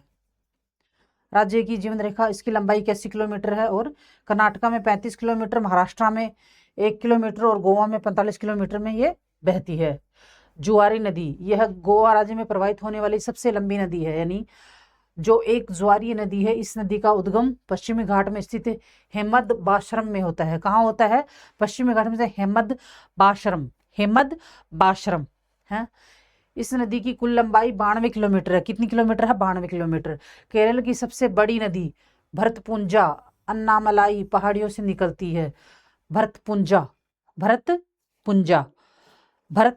जो है केरल की सबसे बड़ी नदी, वह अन्नामलाई पहाड़ियों से निकलती है, जिसे पुन्नानी के नाम से भी जाना जाता है। यह लगभग 5397 वर्ग किलोमीटर क्षेत्र में अपवाहित होती है। कितने में? 5397 किलोमीटर में यह अपवाहित होती है। पेरियार केरल की दूसरी सबसे लंबी नदी है, जिसका जलग्रहण क्षेत्र लगभग 5243 वर्ग किलोमीटर में फैला हुआ है। इस नदी को केरल की जीवनदायिनी कहा जाता है। पेरियार नदी को केरल की जीवनदायिनी कहा जाता है, जिसका क्षेत्रफल है 5243 किलोमीटर। क्योंकि यह पीने का पानी उपलब्ध करवाती है, इसलिए इसे जीवनदायिनी, केरल की जीवनदायिनी कहा जाता है, क्योंकि पीने का पानी उपलब्ध कराती है। हिमालय व प्रायद्वीपीय नदियों की तुलना, मतलब हिमालय, ये पीछे हमने थ्योरी में भी पढ़ा है, फिर अभी ये टेबल बनी हुई है। आपको अगर थ्योरी से याद हो जाता तो वेल एंड गुड, और अगर नहीं याद होता तो तब टेबल से याद कर लीजिए। और आपको जो मेंस का एग्जाम देना होगा, वहाँ पे थ्योरी से ज़्यादा बेटर रहेगा कि या तो आप टेबल के थ्रू लिख के आओ या फिर मैपिंग के थ्रू लिख के आओ, या फिर अब अगर आप वहाँ थोड़ा सा टेबल बना भी देते हो, मैपिंग बना भी देते हो, तो उसका भी काफ़ी इफेक्ट पड़ता है एग्जामिनर के ऊपर। तो उद्गम स्थल हिमनदों से, हिमालय जो नदियां हैं उनका उद्गम स्थल हिमनदों से ढके हिमालय पर्वत है। प्रायद्वीपीय नदियों का उद्गम प्रायद्वीप पठार एवं मध्य उच्च भूमि है। प्रवाही प्रवृत्ति 12 मासी, जो हिमालय की नदियां हैं वो 12 में बहती हैं, और ये जो प्रायद्वीपीय भारत की नदियां मौसमी है नदियां हैं, बारिश आती है तो बह पाती हैं, और 12 मासी तो कम नदियां हैं। अप्रवाह के प्रकार पूर्ववर्ती व अनुवर्ती मैदानी भाग में वृक्षाकार प्रारूप, मतलब मैदानी भाग में ये नदियां जो है, कौन सी नदियां वृक्षारूप धारण कर लेती है? हिमालयी नदियां। हाँ, और अध्यारोपित व पुनर्यौवनित नदियां अरीय व आयताकार प्रारूप बनाती हुई बहती हैं। कौन सी? प्रायद्वीपीय भारत की नदियां। नदियों की प्रकृति, लंबा, जो हिमालय नदियां हैं उनका मार्ग लंबा, उबड़ खाबड़ पर्वतों से गुजरती हुई नदियां, अधिशीर्ष, अपर्दन व नदी अपहरण मैदानों में जल मार्ग बदलना एवं विसर्ग बनाती हैं। जबकि प्रायद्वीपीय जो नदियां हैं वो सुसमायोजित घाटियों के साथ छोटे निश्चित मार्ग हैं, उनके मार्ग छोटे हैं, लेकिन जो हिमालय नदियां हैं उनके मार्ग लंबे हैं, और वो भी उबड़ खाबड़ हैं। जल ग्रहण क्षेत्र बहुत बड़ी द्रोणी है। हिमालय नदियों की द्रोणी बड़ी होती है, यानी ज़्यादा दूर से वो जल ग्रहण क्षेत्र होता है उनका, ज़्यादा दूर तक जल ग्रहण करती हैं। अपेक्षाकृत छोटी द्रोणी, हिमालय नदियों की अपेक्षा में प्रायद्वीपीय भारत की जो नदियाँ उनकी द्रोणी छोटी होती है। नदी की आयु, युवा, क्रियाशील एवं घाटियों को गहरा करना, प्रमाणित परिच्छेदिका वाली प्रौढ़ नदियां जो अपने आधार तल तक पहुंच चुकी हैं। केरल की अन्य महत्वपूर्ण नदी पांथा है, जो उत्तरी केरल में 177 किलोमीटर लंबा मार्ग तय करते हुए वेबनाव झील में मिल जाती है। केरल की अन्य महत्वपूर्ण नदी पाथा, पाथा, पंपा, पाथा, पाथा, पाथा, याद कर लेना। जो उत्तरी केरल में 177 किलोमीटर लंबा मार्ग तय करती हुई वेबनाड झील में मिल जाती हैं। पूर्व की ओर बहने वाली छोटी नदियां, मतलब अब पूर्व की ओर बहने वाली बड़ी नदियां हमने पढ़ ली, पश्चिम की ओर बहने वाली बड़ी नदियां हमने पढ़ी बहने वाली, फिर हमने पश्चिम की ओर बहने वाली छोटी नदियां पढ़ी। अब हम पूर्व की ओर बहने वाली बड़ी नदियां पढ़ चुके हैं, अब हम पढ़ेंगे छोटी नदियां।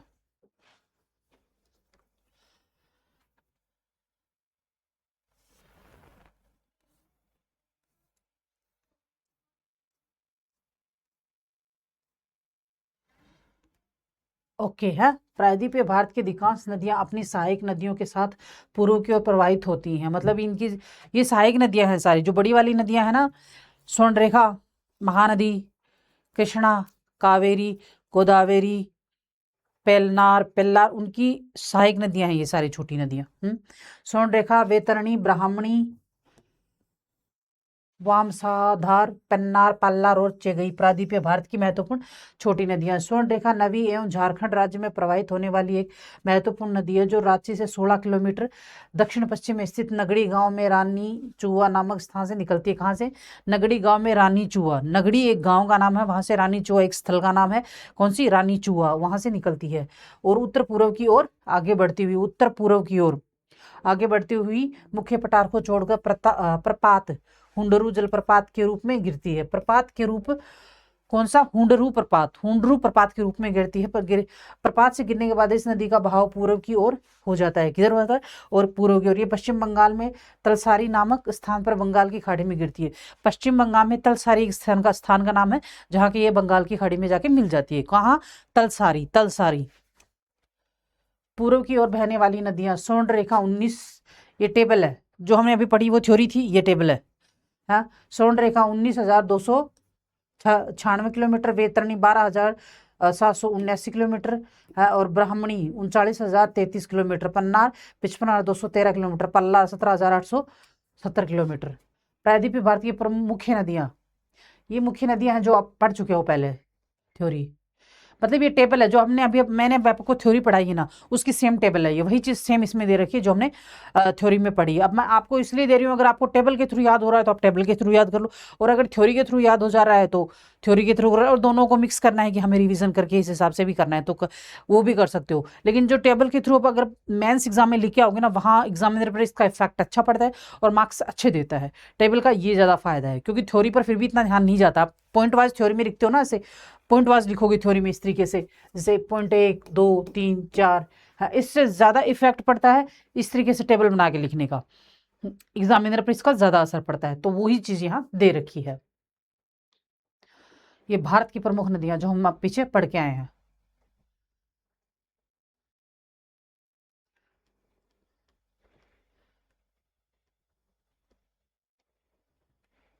देखिए, आप ऐसा कीजिए कि अगर आपको पीपीटी चाहिए ना इन सब की है, तो मैं अपने टेलीग्राम पे डाल दूंगी है, तो आप वहाँ से ले लेना। और मेरा जो टेलीग्राम नंबर है मैं अभी यहाँ लिख देती हूँ, जो मेरा फ़ोन नंबर है वो है, और उसमें टेलीग्राम के आप मुझे कमेंट बॉक्स में कमेंट कर देना, मैं अपना फ़ोन नंबर यहाँ लिख देती हूँ।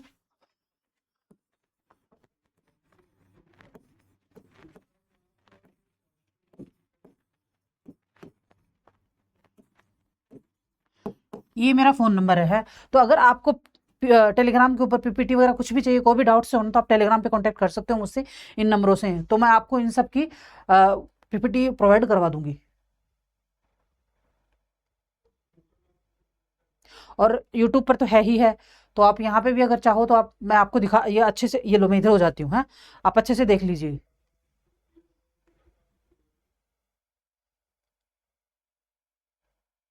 आप इनका स्क्रीनशॉट भी ले सकते हो, और वैसे भी मैं बोलूँ ना, यूट्यूब के ऊपर है ये वीडियोस, तो आप वहाँ से भी आराम से जितना बार चाहो उतनी बार सुन सुन के पढ़ सकते हो। जो मैंने आपको अभी थ्योरी पढ़ाई है सेम वही चीज़ है ये।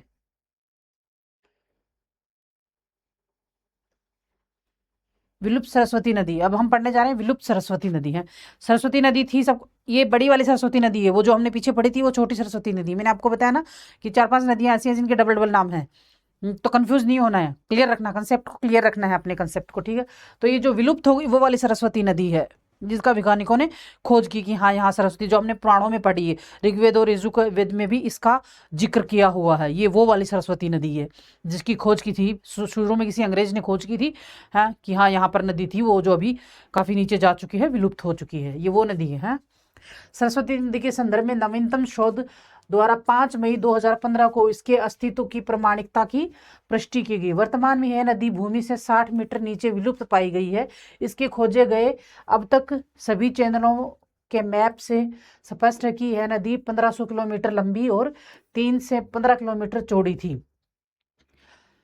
यह अभी जो खोज की हुई है, अभी जो रिपोर्ट निकल के 2015 में बाहर आई है, उसके हिसाब से ये पता लगा कि ये 60 किलोमीटर नीचे ज़मीन के अंदर थी, है, और 15 किलोमीटर यह लंबी थी और 3 से 1500 किलोमीटर लंबी थी और 3 से 15 किलोमीटर चौड़ाई थी इसकी, है, तथा इसकी औसतन गहराई 5 मीटर थी, है। सरस्वती नदी की विलुप्ति के संदर्भ में 120 वर्ष पहले 1893 ईस्वी में अंग्रेज इंजीनियर ओल्डेम ने विचार किया था। ये मैंने अभी आपको बताया था ना कि अंग्रेजों ने शुरुआत की थी इसकी खोजने की, शुरू की। इस नदी का पुनर्जीवित करने का सर्वप्रथम प्रयास 1987 ईस्वी में उज्जैन के विश्वविद्यालय के प्राचीन इतिहास विभाग के वरिष्ठ प्रोफेसर विष्णु श्रीधर वांकलर ने किया था। मतलब इसको वापस जीवित करना चाहते थे ये जो इतिहास विभाग के वरिष्ठ प्रोफेसर विष्णु श्रीधर वांकर थे, हाँ, वो वापस इसको जिक्र किया, वापस इसको जीवित करने के लिए 1987 के अंदर, लेकिन अभी तक ऐसा कुछ हुआ नहीं है। अभी तक हमारे पास जो जानकारी है इस नदी के बारे में वो सिर्फ यही है, इससे ज़्यादा और जानकारी है नहीं। तीस्ता नदी जल विवाद, तीस्ता नदी जल विवाद मतलब कुछ नदियां ऐसी हैं जो 2 या 3 देशों के साथ, नदियों का विवाद क्या होता है, कुछ नदी ऐसी हैं जिनका विवाद हमारा दूसरे देशों के साथ चल रहा है, उसके अंदर जो जल बंटवारा है उसका विवाद हमारा दूसरे देशों के साथ चल रहा है, कि दूसरे देश ऐसे बोल रहे हैं हमें इसका पानी इतना दो, हम बोल रहे नहीं हम इतना देंगे हैं। और कुछ नदियों का विवाद हमारे स्टेट्स के अंदर भी चल रहा है कि ये नदी अगर 3 स्टेट्स के अंदर से जाती है तो तीनों स्टेट आपस में झगड़ रहे हैं, कि विवाद चल रहा है उनका, कोर्टों में केस चल रहे हैं उनके, कि हमें इस नदी का इतना पानी चाहिए, हमें इस नदी का इतना पानी चाहिए, है, तो इस पे चल रहा है। तो ये मैंने आपको बात इसलिए बताई है कि दूसरे देशों के साथ कौन सी नदी का पानी चल रहा है। जैसे कि मैंने आपको सिंधु नदी का पढ़ाया था कि 1960 के अंदर विश्व बैंक की मध्यता से हुआ था कि भाई 20% पानी भारत लेगा और पूर्वी नदियों का, पश्चिमी नदियों का, इस हिसाब से मैंने आपको वो कराया था ना। वो सेम चीज़ यहाँ पे भी है कि तीस्ता नदी जो है उसका विवाद हमारा किसके साथ चल रहा है, तो किसके साथ चल रहा है, हमारा तीस्ता नदी के पानी के लिए विवाद चल रहा है, सिक्किम में हुआ है। तीस्ता नदी का उद्गम सिक्किम में हुआ है। इसके तीस्ता नदी का जो विवाद चल रहा है वो हमारा बांग्लादेश के साथ चल रहा है पानी का, है, कि ये 2 देशों से होके बहती है, बांग्लादेश और भारत, तो उसके साथ चल रहा है। मतलब जिस देश से नदियां बहती हैं ना उन्हीं के साथ विवाद चलता है। अगर कोई नदी पाकिस्तान और भारत में बहती है तो उसका उसके साथ चलेगा, है, और अगर चीन से होकर निकल रही है तो चीन के साथ चलेगा। ओके, यह नदी बांग्लादेश में ब्रह्मपुत्र की सहायक नदी बनने से पहले पश्चिम बंगाल और सिक्किम की सीमा बनाती है। इस नदी के जल बंटवारे को लेकर भारत एवं बांग्लादेश के बीच 1983 ईस्वी से ही विवाद चला आ रहा है। भारत चाहता है कि पानी पर उसका 52% और बांग्लादेश 48% हिस्सा हो, जबकि बांग्लादेश अपेक्षा यह है कि भारत सिर्फ 20% पानी का बहाव, प्राकृतिक बहाव इसके लिए छोड़ दे, है।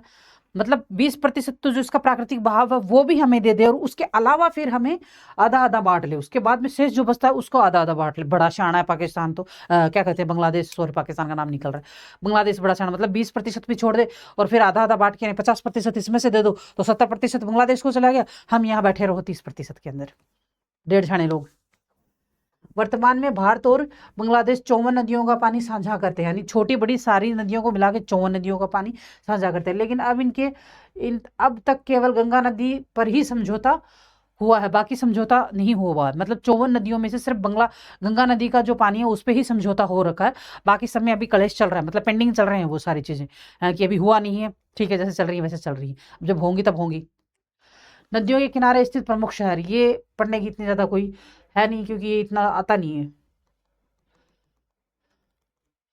नदी बहाव प्रवृत्ति क्या होती है, आप इसे क्या समझते हो, मतलब कौन सी नदी किधर किधर से होके बहती है, हाँ? एक नदी के अपवाह बेसिन में वर्ष भर में जल प्रवाह के प्रारूप को नदी बहाव प्रवृत्ति कहा जाता है। ये मैंने आपको शुरू में भी बताया था, इस टॉपिक के शुरू में भी ये चीज़ मैंने, जब ये टॉपिक शुरू किया था उस वक्त मैंने आपको ये वर्डिंग समझाई थी, अभी दोबारा आ गया है यहाँ पे। जैसा कि मैं आपको बोलती रहती हूँ कि भूगोल वास्तव में गोल है, ये हमको भी घुमाएगी गोल गोल, एक ही चीज को एक ही टॉपिक में दो दो तीन तीन बार। अगर आप फोकस करके पढ़ोगे तो आप इस चीज को नोट करोगे कि एक टॉपिक में एक ही चीज 2 बार 3 बार आई होती है, तो आप ये इससे पूरे सिलेबस में वो चीज कितनी बार आई है। फोकस करके पढ़ो, आप समझ में आएंगी चीजें। है, मैंने आपको ये बात पहले भी बोली है कि पठार कौन सा कहाँ है, ये नदियों में भी होगा और मिट्टी में भी। अब जो मिट्टी का पढ़ेंगे टॉपिक उसमें भी होता है, जो नदियों का पढ़ते हैं उसमें भी होता है। पहाड़ और पहाड़ प्राकृतिक भू विभाजन में भी आप उसको पढ़ रहे होते हो, पहाड़ों और पठारों में भी उसको आप पढ़ रहे होते हो। हाँ, एक नदी के अपवाह बेसिन में वर्ष भर में जल प्रवाह के प्रारूप को नदी बहाव का प्रवृत्ति कहा जाता है। उत्तर भारत की हिमालय से निकलने वाली नदियां 12 मासी हैं, क्योंकि ये अपना जल बर्फ पिघलने एवं वर्षा होने से प्राप्त करती हैं। जबकि दक्षिण भारत की नदियां बहाव की प्रवृत्ति वर्षा द्वारा नियंत्रित होती है, जो प्रायद्वीपीय पठार के लिए एक स्थान से दूसरे स्थान पर भिन्न होती है। जल विसर्जन नदी में समयानुसार जल प्रवाह का आयतन का माप है, इसे क्यूसेक से मापा जाता है। मतलब जल को हम क्यूसेक से मापते हैं, जो पैरामीटर होता है ना जल का मापने का, उसको हम क्यूसेक से मापते हैं। क्यूमेक्स प्रति सेकंड में भी मापता है। क्यूसेक्स और क्यूमेक्स ये 2 तरीके हैं जिससे हम जल को मापते हैं। गंगा नदी में न्यूनतम जल प्रवाह जनवरी से जून की अवधि में होता है।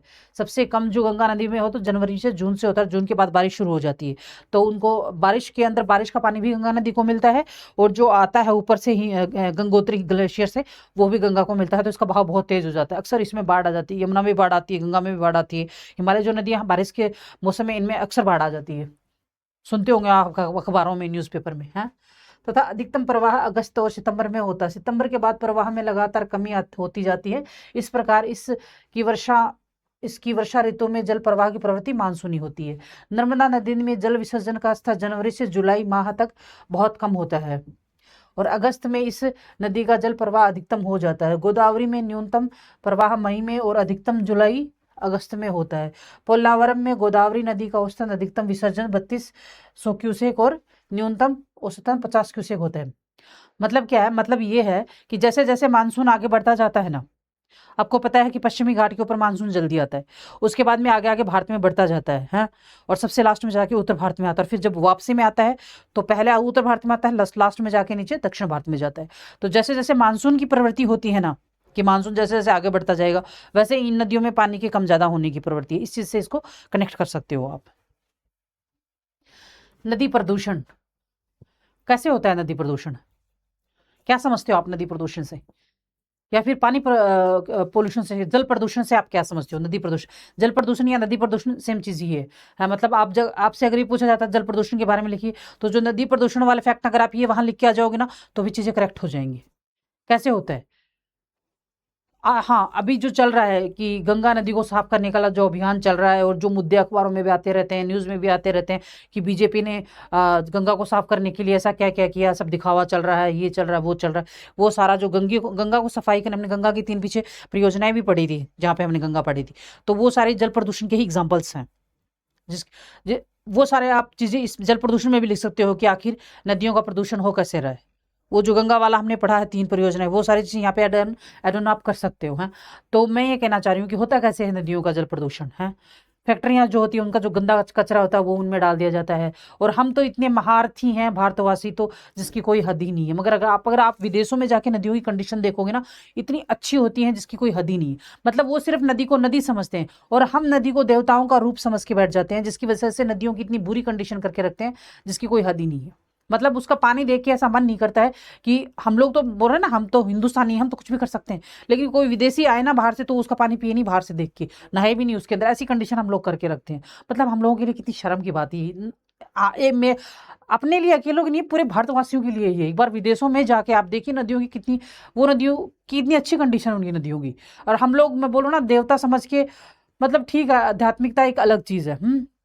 मानो आप किसी भी भगवान को मानो, देवता समझो, एक अलग चीज़ है वो, लेकिन वो सारी चीज़ें आत्मा से होती हैं, दिमाग से होती हैं, कर्म कांडों से थोड़ी ना डिपेंड होती हैं वो चीज़ें।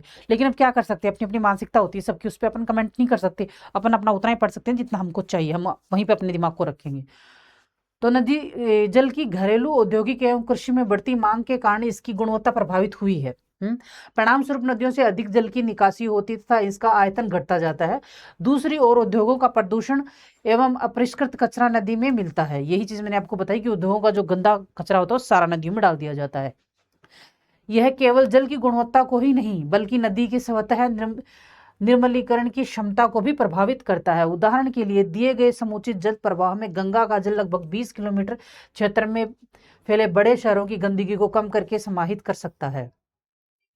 मतलब शहरों को इस हाँ अभी इसलिए तो वो योजनाएं चलाई हैं कि जो नदियों के नजदीक जो शहर हैं उन शहरों को स्मार्ट सिटी बनाओ, ताकि गंगा के अंदर जो गंदगी ये अपनी शहर की सारी गंदगी निकाल के नदियों में बहा रहे हैं वो कम होगी। अगर वो कम होगी तो गंगा नदी भी साफ रहेगी, बाकी नदियां भी साफ रहेंगी। हम नदियों का अर्थव्यवस्था में महत्व। नदियों का अर्थव्यवस्था में क्या महत्व है? नदियों का जल वह महत्वपूर्ण प्राकृतिक संसाधन है जो अनेक मानवीय क्रियाओं के लिए अनिवार्य है। भारत जैसे देश के लिए जहां अधिकांश जनसंख्या जीविका के लिए कृषि पर निर्भर है, वहां सिंचाई, नौवहन और जल विद्युत सिंचाई के लिए नौवहन और जल विद्युत निर्माण में नदियों का महत्व बहुत अधिक है। वर्तमान समय में भारत में कुल विद्युत का लगभग 11.8% भाग जल विद्युत में प्राप्त होता है। ये कॉमन चीजें हैं जो आप अगर कॉमन बैठ के आप सोचोगे ना, कूल और काल्म होके कोने में बैठ के आप ये सोचोगे ना कि नदियों का जल प्रदूषण कैसा होता है, नदियों के जल हमारे लिए किस तरह से उपयोग है, तो ये 6ठी-7वीं क्लास का बच्चा भी बता सकता है। मैं आपको ये सब कुछ इसलिए बता रही हूँ कि आपको कुछ ऐसा ना लगे कि हमारा कुछ सिलेबस में से छूट गया है और आपको रिकॉल हो जाए वो चीजें हैं। और आप मैंने वही बोला ना कि आप अगर कुछ काम करते हुए उन चीजों को सुनो तो वापस रिवीजन स्पीडली 2x पे लगा के स्पीडली रिवीजन हो जाए तो कुछ छूटे नहीं, इसलिए। वरना ये चीजें वो चीजें हैं जो 6 क्लास का बच्चा भी आपको बता सकता है। जलप्रपात हम पढ़ेंगे। जलप्रपात जलप्रपात क्या होते हैं?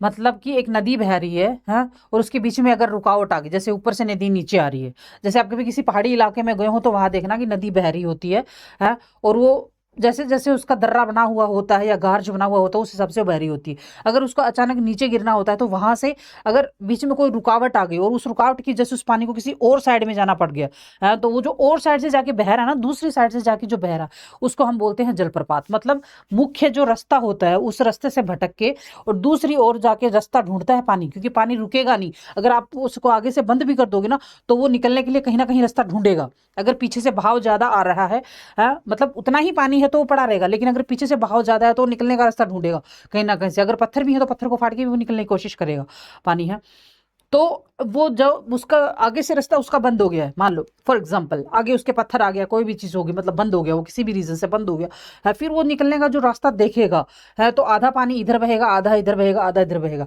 तो वो 3-4 भागों में जो बट गया है उसमें से वो जो बट गया है और उसका जो ऊपर से लेकर नीचे तक का बहाव है जो बटा हुआ है जो साइड से निकल रहा है उसको हम बोलते हैं जलप्रपात। ये है सिंपल लैंग्वेज से। अब मैं आपको बुक्स की लैंग्वेज में समझाती हूँ। जब नदी के मार्ग में स्थानीय उत्थान हो जाता है, उत्थान स्थानीय उत्थान यानी वहां के जो स्थान है उसकी वजह से परमानेंट उत्थान यानी मतलब कुछ ऊपर निकला है जैसे कोई पहाड़ कोई पत्थर आ गया, कुछ भी आ गया हाँ, तो हो जाता है। तो ढाल में अचानक परिवर्तन के कारण ऊंचे स्थानों से जल ढाल के सहारे नीचे, मतलब अचानक उसमें उसके रास्ते में परिवर्तन हुआ, उस परिवर्तन के कारण स्थानों से जल ढाल के सहारे जल का जो ढाल है उसके सहारे यानी नजदीक से निचले भागों में गिरने लगता है, यानी ऊपर से नीचे गिरने लग जाता है। ऐसी स्थलाकृति को जलप्रपात कहते हैं। क्या कहते हैं? जलप्रपात। वर्ल्ड वाटरफॉल्स डेटाबेस के अंदर वर्ल्ड वाटरफॉल्स, वाटरफॉल्स इंग्लिश में बोलते हैं जलप्रपात को ही है। डेटाबेस के अनुसार चौड़ाई की दृष्टि से भारत का सबसे बड़ा जलप्रपात कर्नाटक राज्य में शरावती नदी पर जोंग या गरसप्पा जलप्रपात है। इसको हमने अभी नदियों में भी पीछे हमने पढ़ा है। जबकि आयतन की दृष्टि से भारत का सबसे बड़ा जलप्रपात इसी राज्य में कावेरी नदी पर स्थित शिव समुद्रम जलप्रपात है। इसको भी हम पीछे कावेरी नदी में पढ़कर आए हैं, दोबारा पढ़ रहे हैं भी। चित्रकूट जलप्रपात छत्तीसगढ़ राज्य के बस्तर जिले में जगदलपुर के पास इंद्रावती नदी पर अवस्थित है। इसे भारत के न्याग्रा जलप्रपात के रूप में भी जाना जाता है। दूध सागर जलप्रपात पश्चिमी घाट में गोवा और कर्नाटक के समीप पर मांडवी नदी पर स्थित है। धुआंधार जलप्रपात मध्य प्रदेश के जबलपुर में नर्मदा नदी पर स्थित है। और लैंडसिंग जलप्रपात और नोहकालिकाई जलप्रपात, क्या नाम है? नोहकालिकाई जलप्रपात। मेघालय राज्य में स्थित है। भारत में स्थित प्रमुख जलप्रपात हैं, ये टेबल बना रखी है। तो टेबल के अनुसार आपको जल्दी भी याद, ये जो मैंने अभी ऊपर थ्योरी पढ़ाई है ना, ये वाली जो थ्योरी है, ये वाला जो पैराग्राफ है, ये वाला, इसको यहाँ पे बना दिया गया है टेबल रूप में है। तो टेबल रूप मैंने आपको बताया ना, टेबल रूप के क्या क्या फायदे होते हैं। तो मांडवी नदी जलप्रपात मांडवी नदी के ऊपर दूध सागर जलप्रपात है, जो गोवा और कर्नाटका की सीमा पर है। नर्मदा धुआंधार जलप्रपात है, जो जबलपुर मध्य प्रदेश में है। लिंग कसियासार, वाह काबा और नोहकाली वाह काबा, नोहकालिकई, नोहंगीथियांग, लिंगनगई, डेनथेलेन, किकरेम। इन नामों को आपको ऐसे ही रट लो मतलब, और कोई ऑप्शन नहीं है मेरे हिसाब से, तो क्योंकि नाम ही इतने अजीबोगरीब है, मैं क्या ऑप्शन दूं आप लोगों को, तो रटने के अलावा कोई ऑप्शन ही नहीं है। वाह काबा मतलब इसको कहाँ कनेक्ट करोगे आप, कहाँ से कनेक्ट करके याद करोगे वाह काबा, आपने पहले भी कभी सुना हुआ होगा, मुझे नहीं लगता है। लिंग कसिया यार, लिंग कसिया यार, नोह काली कई, नोह गिथियांग, मुझे चीन कैसे नाम लग रहे हैं है? लिंगन गई, डेनथेलेन, किनरेम, लटो, मेघालय राज्य में है। हसदेव, अमृतधारा, देवधारा, हसदेव ये अपने पीछे भी पढ़ा था। अमृतधारा, देवधारा ये छत्तीसगढ़ में स्थित है, और केंदाई ये छत्तीसगढ़ में स्थित है। नर्मदा के ऊपर धुआंधार, कपिलधार, धुआंधार और मध्य प्रदेश में स्थित है। कांगेर, तीर्थगढ़ छत्तीसगढ़ में स्थित है। शरावती, जोंग, गरसोप्पा कर्नाटका में स्थित है। कावेरी, शिवसमुद्रम कर्नाटका में स्थित है। नर्मदा, कपिलधारा अनूपपुर में स्थित है। इंद्रावती, चित्रकूट बस्तर में स्थित है। रांडू, जोनाहा, गौतम धारा रांची में स्थित है।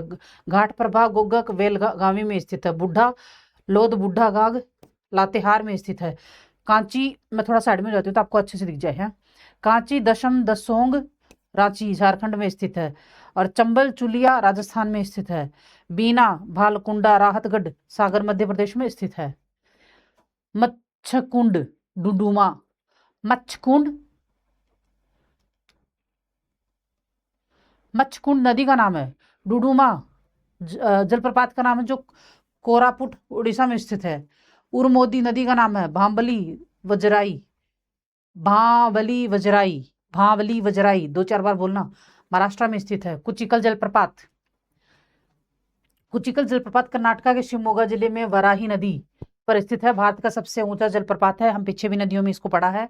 वर्तमान में इसकी ऊंचाई 183 किलोमीटर बताई गई है। यह कर्नाटक के पर्यटन का प्रमुख आकर्षण है। कौन सा? शिवमोगा कर्नाटका में स्थित है। और इसकी 123 मीटर बताई गई है। क्या बताई गई? इसकी ऊंचाई 123 नहीं, 183। मेरे मुंह से उल्टा टांग दी जाता है कभी कभी। झीलें, अब हम नेक्स्ट पढ़ेंगे झीलें। झीलें होती क्या है? क्या होती हैं झीलें? कैसे बनती हैं झीलें? कैसे होती है झीलें?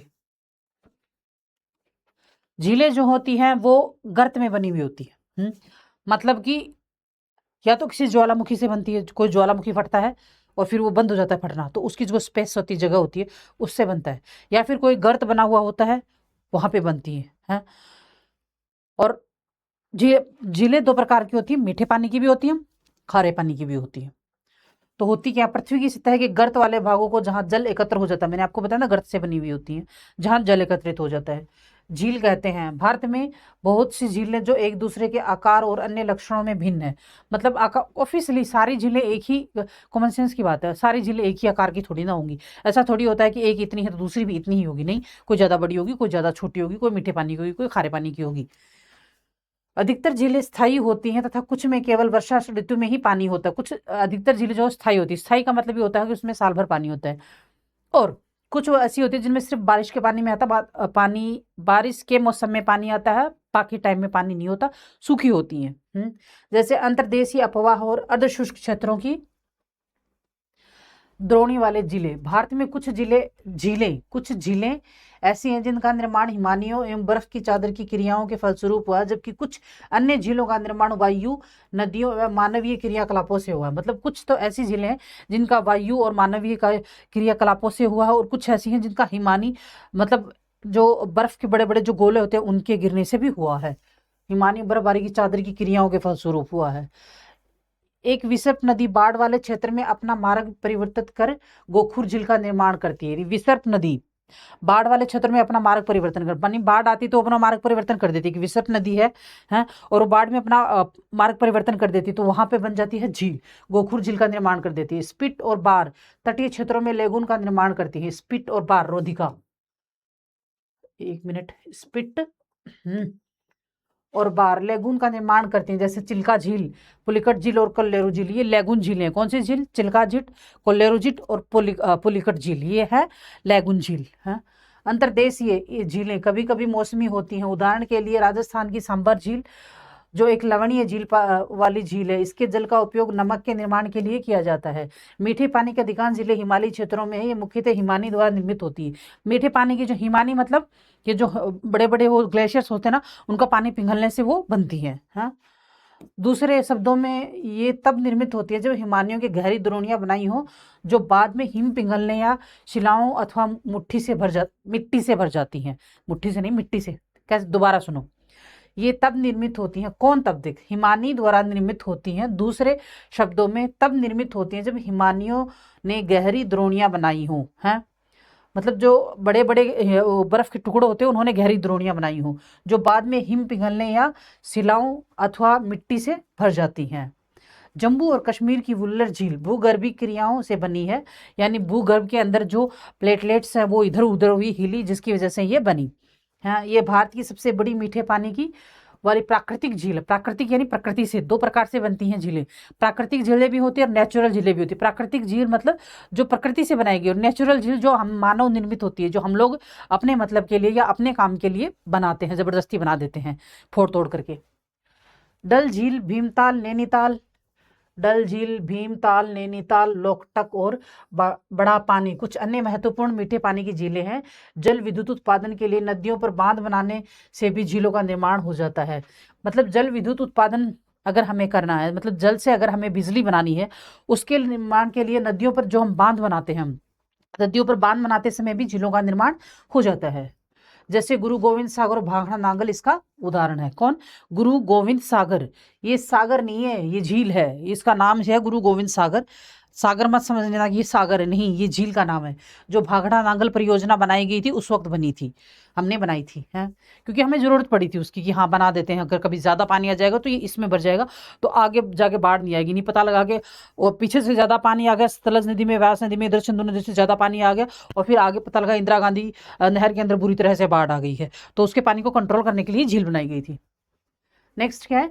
झीलें मानव के लिए अत्यधिक लाभदायक होती है। झीलें नदियों के बहाव को सुचारू बनाने में सहायक होती हैं। ये देखो, मैंने अभी आपको बताया ना कि नदियों में बाढ़ आती तो ये वहाँ उनका थोड़ा पानी होता है, बाढ़ को झीलों में रहता है तो ज़्यादा बाढ़ का असर नहीं होता है।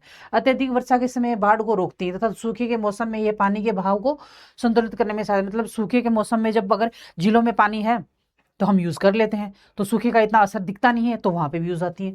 झीलों का प्रयोग जल विद्युत उत्पन्न करने के लिए भी किया जाता है। ये आसपास के क्षेत्रों को, जलवायु को सामान्य बनाती है। मतलब जहाँ झील होती है वहाँ मौसम ठंडा रहेगा, क्यों? क्योंकि वहाँ पेड़ पौधे ज़्यादा होंगे, और क्या कहते हैं, पर्यावरण परिस्थितिकी का मौसम, पर्यावरण परिस्थितिकी रहेगी, जिसकी वजह से आसपास का क्लाइमेट जो वो ठंडा होगा। आप कभी भी देखना, जहाँ पे ज़्यादा पेड़ पौधे होते हैं ना, वहाँ का मौसम ज़्यादा ठंडा होता है, बजाय कि जहाँ सूखा होता है वहाँ का। और जहाँ पे ज़्यादा क्या कहते हैं, पोल्यूशन है, गाड़ियाँ हैं, वहाँ जाना गर्मी लगेगी। और जहाँ पे ज़्यादा पेड़ पौधे होंगे ना, आप इस चीज़ को अक्सर ऐसे देख सकते हो, आप पार्क में जाना है, या फिर जहाँ ज़्यादा पेड़ पौधे हों, वहाँ किसी भी जगह चले जाना, तो वहाँ पे जाना, वहाँ के मौसम में, और बाहर आके आप बस स्टॉप के ऊपर जाना, वहाँ के मौसम में डिफरेंस देखना, तो आपको चीज़ नजर आ जाएगी। झीलों का प्रयोग जल विद्युत ये हो गया था। ये आसपास के क्षेत्रों की जलवायु को सामान्य बनाते था, जलीय परितंत्र को संतुलित रखती है। झीलों की प्राकृतिक सुंदरता पर्यटन को बढ़ाती है तथा हमें मनोरंजन प्रदान करती है।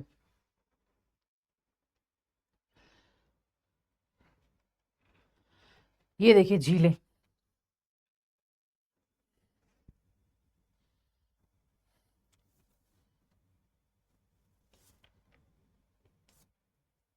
आपको मैप में बाद में दिखाती हूँ, एक बार थ्योरी पूरी करा लेती हूँ।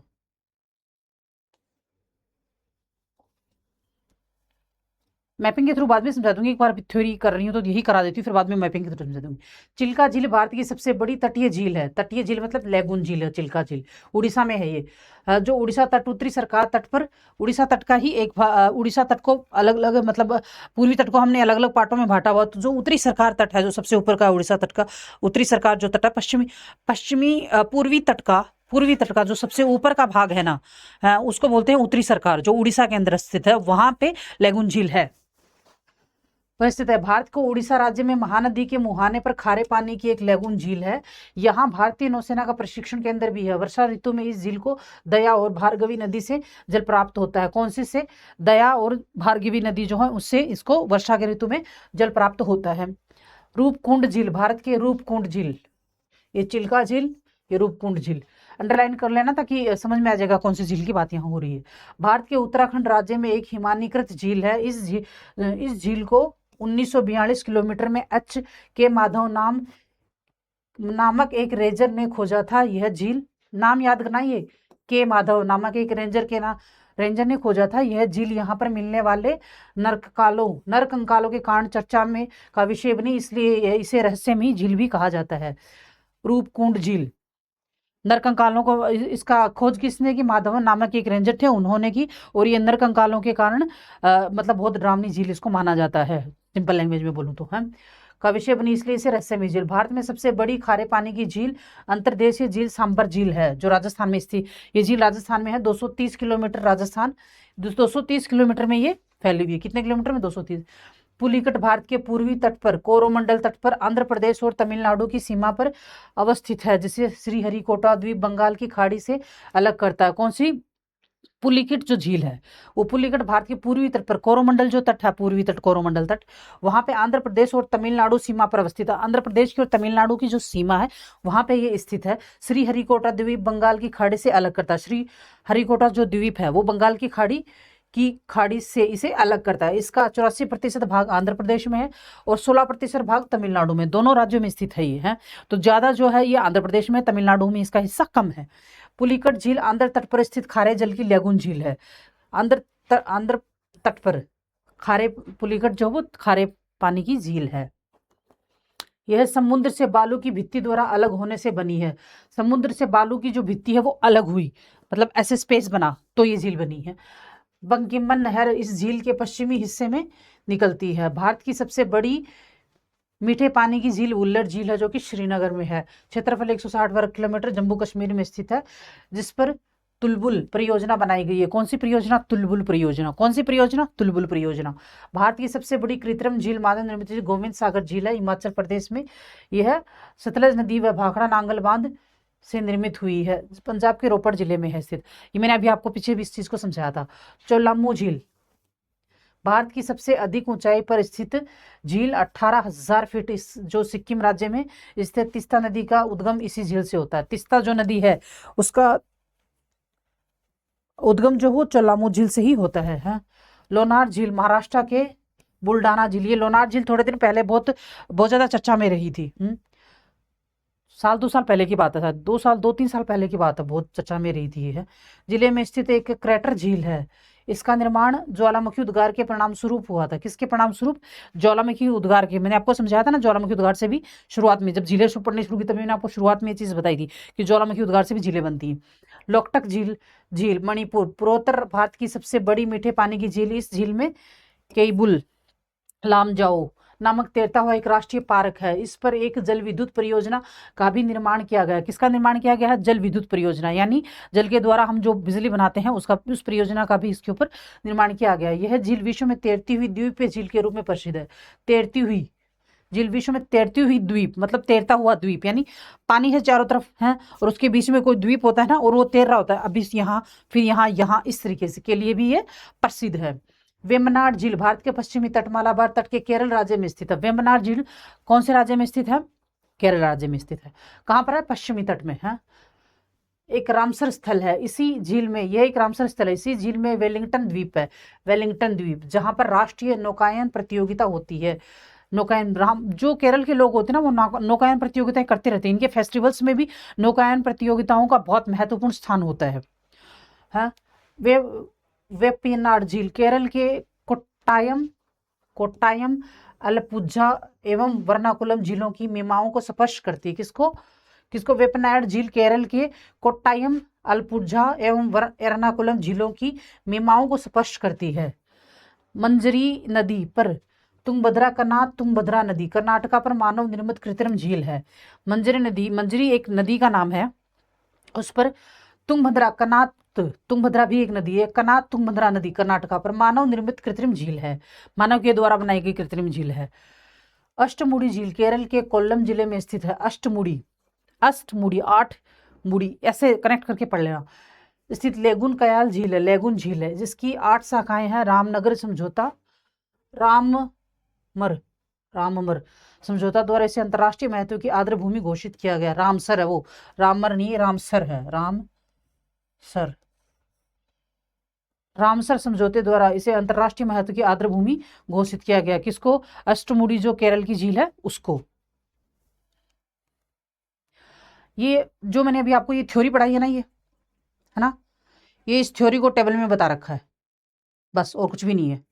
फिर भी मैं आपको रिवीजन कराती हूँ कौन सी झील कहाँ पे है, ताकि आपको रिकॉल हो जाए। हैं भारत की प्रमुख झीलें, वेम्बनाड झील केरल में है, चिल्का झील उड़ीसा में है, राजसमंद झील राजस्थान में है, पुलिकट झील तमिलनाडु आंध्र प्रदेश में है, सातताल झील उत्तराखंड में है, अष्टमुड़ी झील केरल में है, फतेह सागर झील राजस्थान में, डल झील जम्मू कश्मीर में है, शेषनाग जम्मू कश्मीर में है, लोकटक झील मणिपुर में है, सांबर राजस्थान में, डिडवाना राजस्थान में है, राकसताल उत्तराखंड में है, कल्लेरू आंध्र प्रदेश में, माला ताल उत्तराखंड में है, चपनाला असम में है, रूपकुंड उत्तराखंड में है, फुलहर उत्तर प्रदेश में है, देवताल उत्तराखंड में है, हमीरसर गुजरात में है। ये लो अच्छे से देख लो, स्क्रीनशॉट वगैरह लेना चाहो तो ले सकते हो। उदय सागर झील राजस्थान में है, लूणकरण सागर राजस्थान में है, नक्की राजस्थान में है, नगीन जम्मू कश्मीर में है, लोनार महाराष्ट्र में है, चंदुबी असम में है, पेरियार केरल में है, सूरजकुंड हरियाणा में है, जयसमंद राजस्थान में है, हुल्लर जम्मू कश्मीर में है, मानसबल जम्मू कश्मीर में है, पेरियार केरल में है, हुसैन सागर तेलंगाना में है। देख लो इसको अच्छे से, स्क्रीनशॉट ले लो वरना।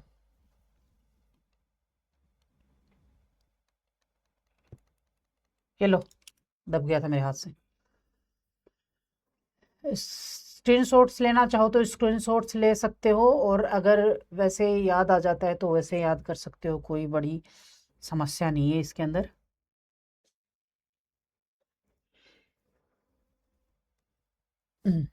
ये मैं बताती हूँ आपको मैपिंग के थ्रू। हाँ तो देखो, पेंगसो झील ये रही, हाँ डल झील, डल झील वुलर, ये श्रीनगर की झीलें, डल झील, वुल्लर झील, मानसबल झील, शेषनाग झील, वेरीनाग झील, अनंतनाग झील, ये जो झीलें हैं इतनी सारी, ये श्रीनगर। सूरजकुंड झील ये हरियाणा में है, हाँ राजस्थान की झीलें ये इधर, उत्तराखंड की झीलें सातताल झील, नैनीताल झील, भीमताल, मतलब ये झीलें दी हुई हैं स्टेट वाइज, मतलब कौन से स्टेट के अंदर कौन सी झीलें हैं, हाँ। तो अधिकतर जो क्वेश्चंस पढ़ते हैं वो वैसे तो वनडे क्वेश्चंस पढ़ते हैं, लेकिन ऐसा हम लोग प्रिडिक्ट नहीं कर सकते कि पीसीएस में कुछ भी पूछ सकते हैं, हाँ कुछ भी पूछ सकते हैं पीसीएस में। मतलब आजकल पीसीएस जो वो यूपीएससी के ही नक्शे कदमों पे चल रही है, तो किधर से भी घुमा फिरा के वो कान पकड़ सकते हैं। इसके लिए हम प्रिडिक्ट नहीं कर सकते और हम श्योर भी नहीं है। हम सिर्फ कर सकते हैं मेहनत, कि हमारा कुछ छूटना नहीं चाहिए, जो हमारे सिलेबस है उस सिलेबस में हमारा कुछ छूटना नहीं चाहिए। मतलब हमें पीएचडी सिलेबस पे करनी है, जो हमारे टॉपिक्स हैं उन टॉपिक्स पे पीएचडी करनी है, बाकी किसी और चीज़ पर पीएचडी हमें नहीं करनी है। तो ये जो दे रखा है, ये दे रखा है स्टेट वाइज, मतलब कौन से स्टेट के अंदर कौन सी झीलें हैं, ताकि आपको याद करने में आसानी हो और मैपिंग के थ्रू जल्दी आसानी हो। तो जैसे केरल के अंदर वेम्बनाड झील, अष्टमुदी झील और पेरियार झील है। उसके बाद में इधर है कर्नाटक के अंदर उल्लसूर झील है। ये इधर तमिलनाडु में चेम्बरम वाक्साल, पुलिकट झील, कोल्लेरू झील आंध्र प्रदेश में है। फिर ये इधर उड़ीसा में चिल्का झील, सुप्पा झील, कोल्लेरू, और ये इसमें आंध्र प्रदेश में है। उसके बाद में ये इधर राजस्थान की झीलें, यहाँ काकरिया झील, सूरसागर झील, हमीर सागर झील, ये गुजरात की झीलें हैं इधर में। फिर ये वाली काकरिया झील, सॉरी वो रास्ता निकल गया, ये गुजरात के हैं, काकरिया झील, सुरसागर झील, हमीर सागर झील, और ये इधर लोसी झील, लोकटक झील मणिपुर के अंदर, और इधर उबियम झील ये इधर आसाम की है।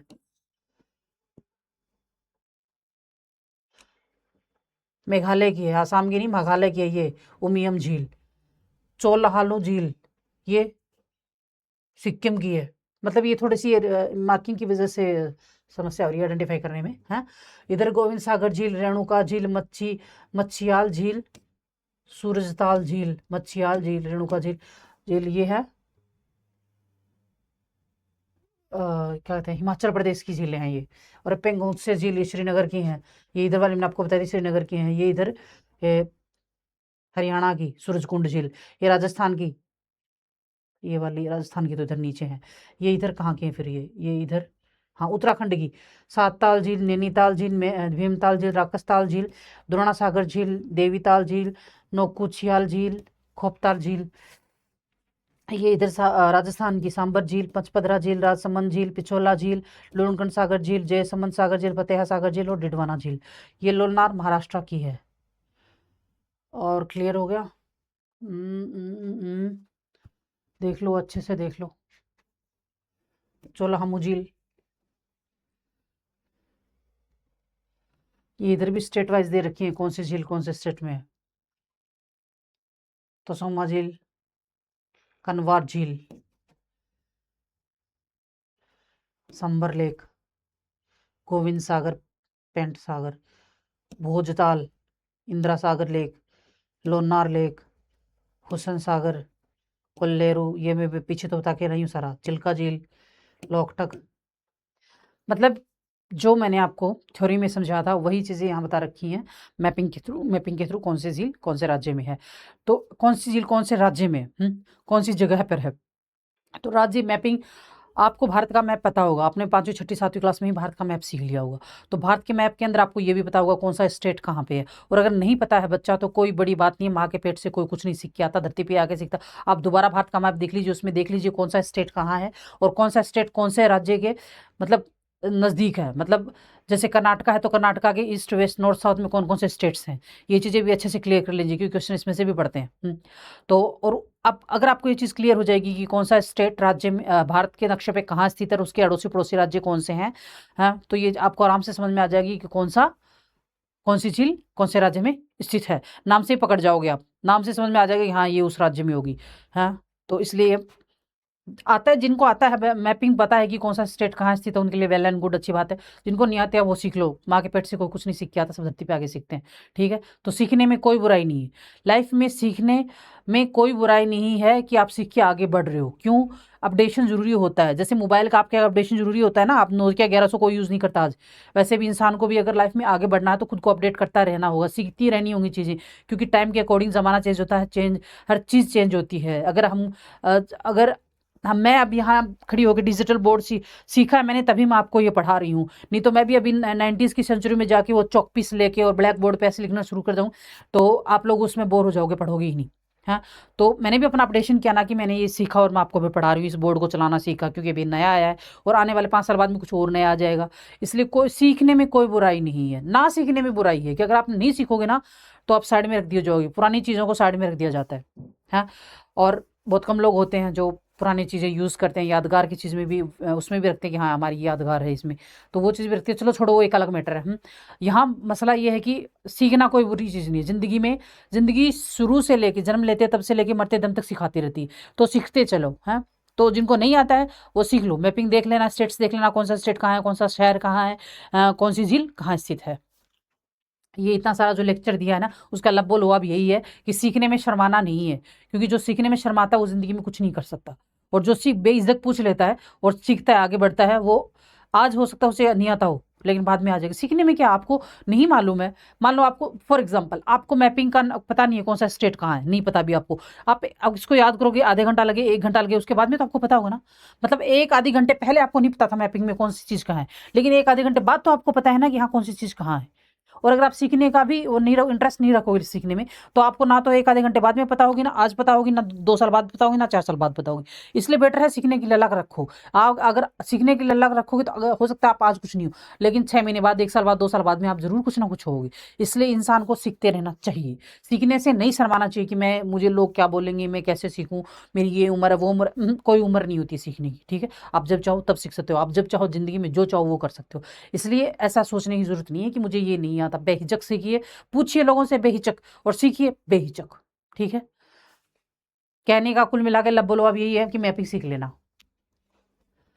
फिर ये सेम जो मैंने आपको बताया था ना, मैपिंग के थ्रू कौन से, जैसे लद्दाख के अंदर कौन सी हैं, तो लद्दाख के अंदर तसो मोसरी और तसो, क्या नाम लिखा है, उसके बाद में इधर ये पोंग पोंग डैम लेक, उसके बाद में चंद्रा लेक, रेणुका लेक, ये कहाँ पे है? ये है उत्तराखंड के अंदर। तो ये सेम चीज़ मतलब स्टेट वाइज दे रखी हैं कि कौन कौन से स्टेट के अंदर कौन कौन सी झीलें हैं। त्रिपुरा, इसका आप या तो मैप बना लो या फिर स्क्रीनशॉट ले सकते हो, लिख सकते हो कौन कौन से स्टेट में है। सेम ही है जो मैंने आपको पीछे बताया वो, लेकिन ये थोड़ा और अच्छे से समझ में आ रहा है इस मैप के अंदर। जो पीछे 2 मैप बताए ना उन मैपों से ज़्यादा अच्छा इसके अंदर समझ में आ रहा है, लिखा हुआ भी है और वैसे भी क्लियर ज़्यादा चीज़ें दी हुई है। इनसे इन दोनों मैपों से अच्छा इसमें भी है, कोई बात नहीं है। हिंदी में दे रखा है, हिंदी वाले स्टूडेंट्स यहाँ से कर सकते हैं, कुछ चिंता की बात नहीं। इंग्लिश वाले यहाँ से कर सकते हैं और भी बाकी इंग्लिश वाले स्टूडेंट भी यहाँ पे कर सकते हैं।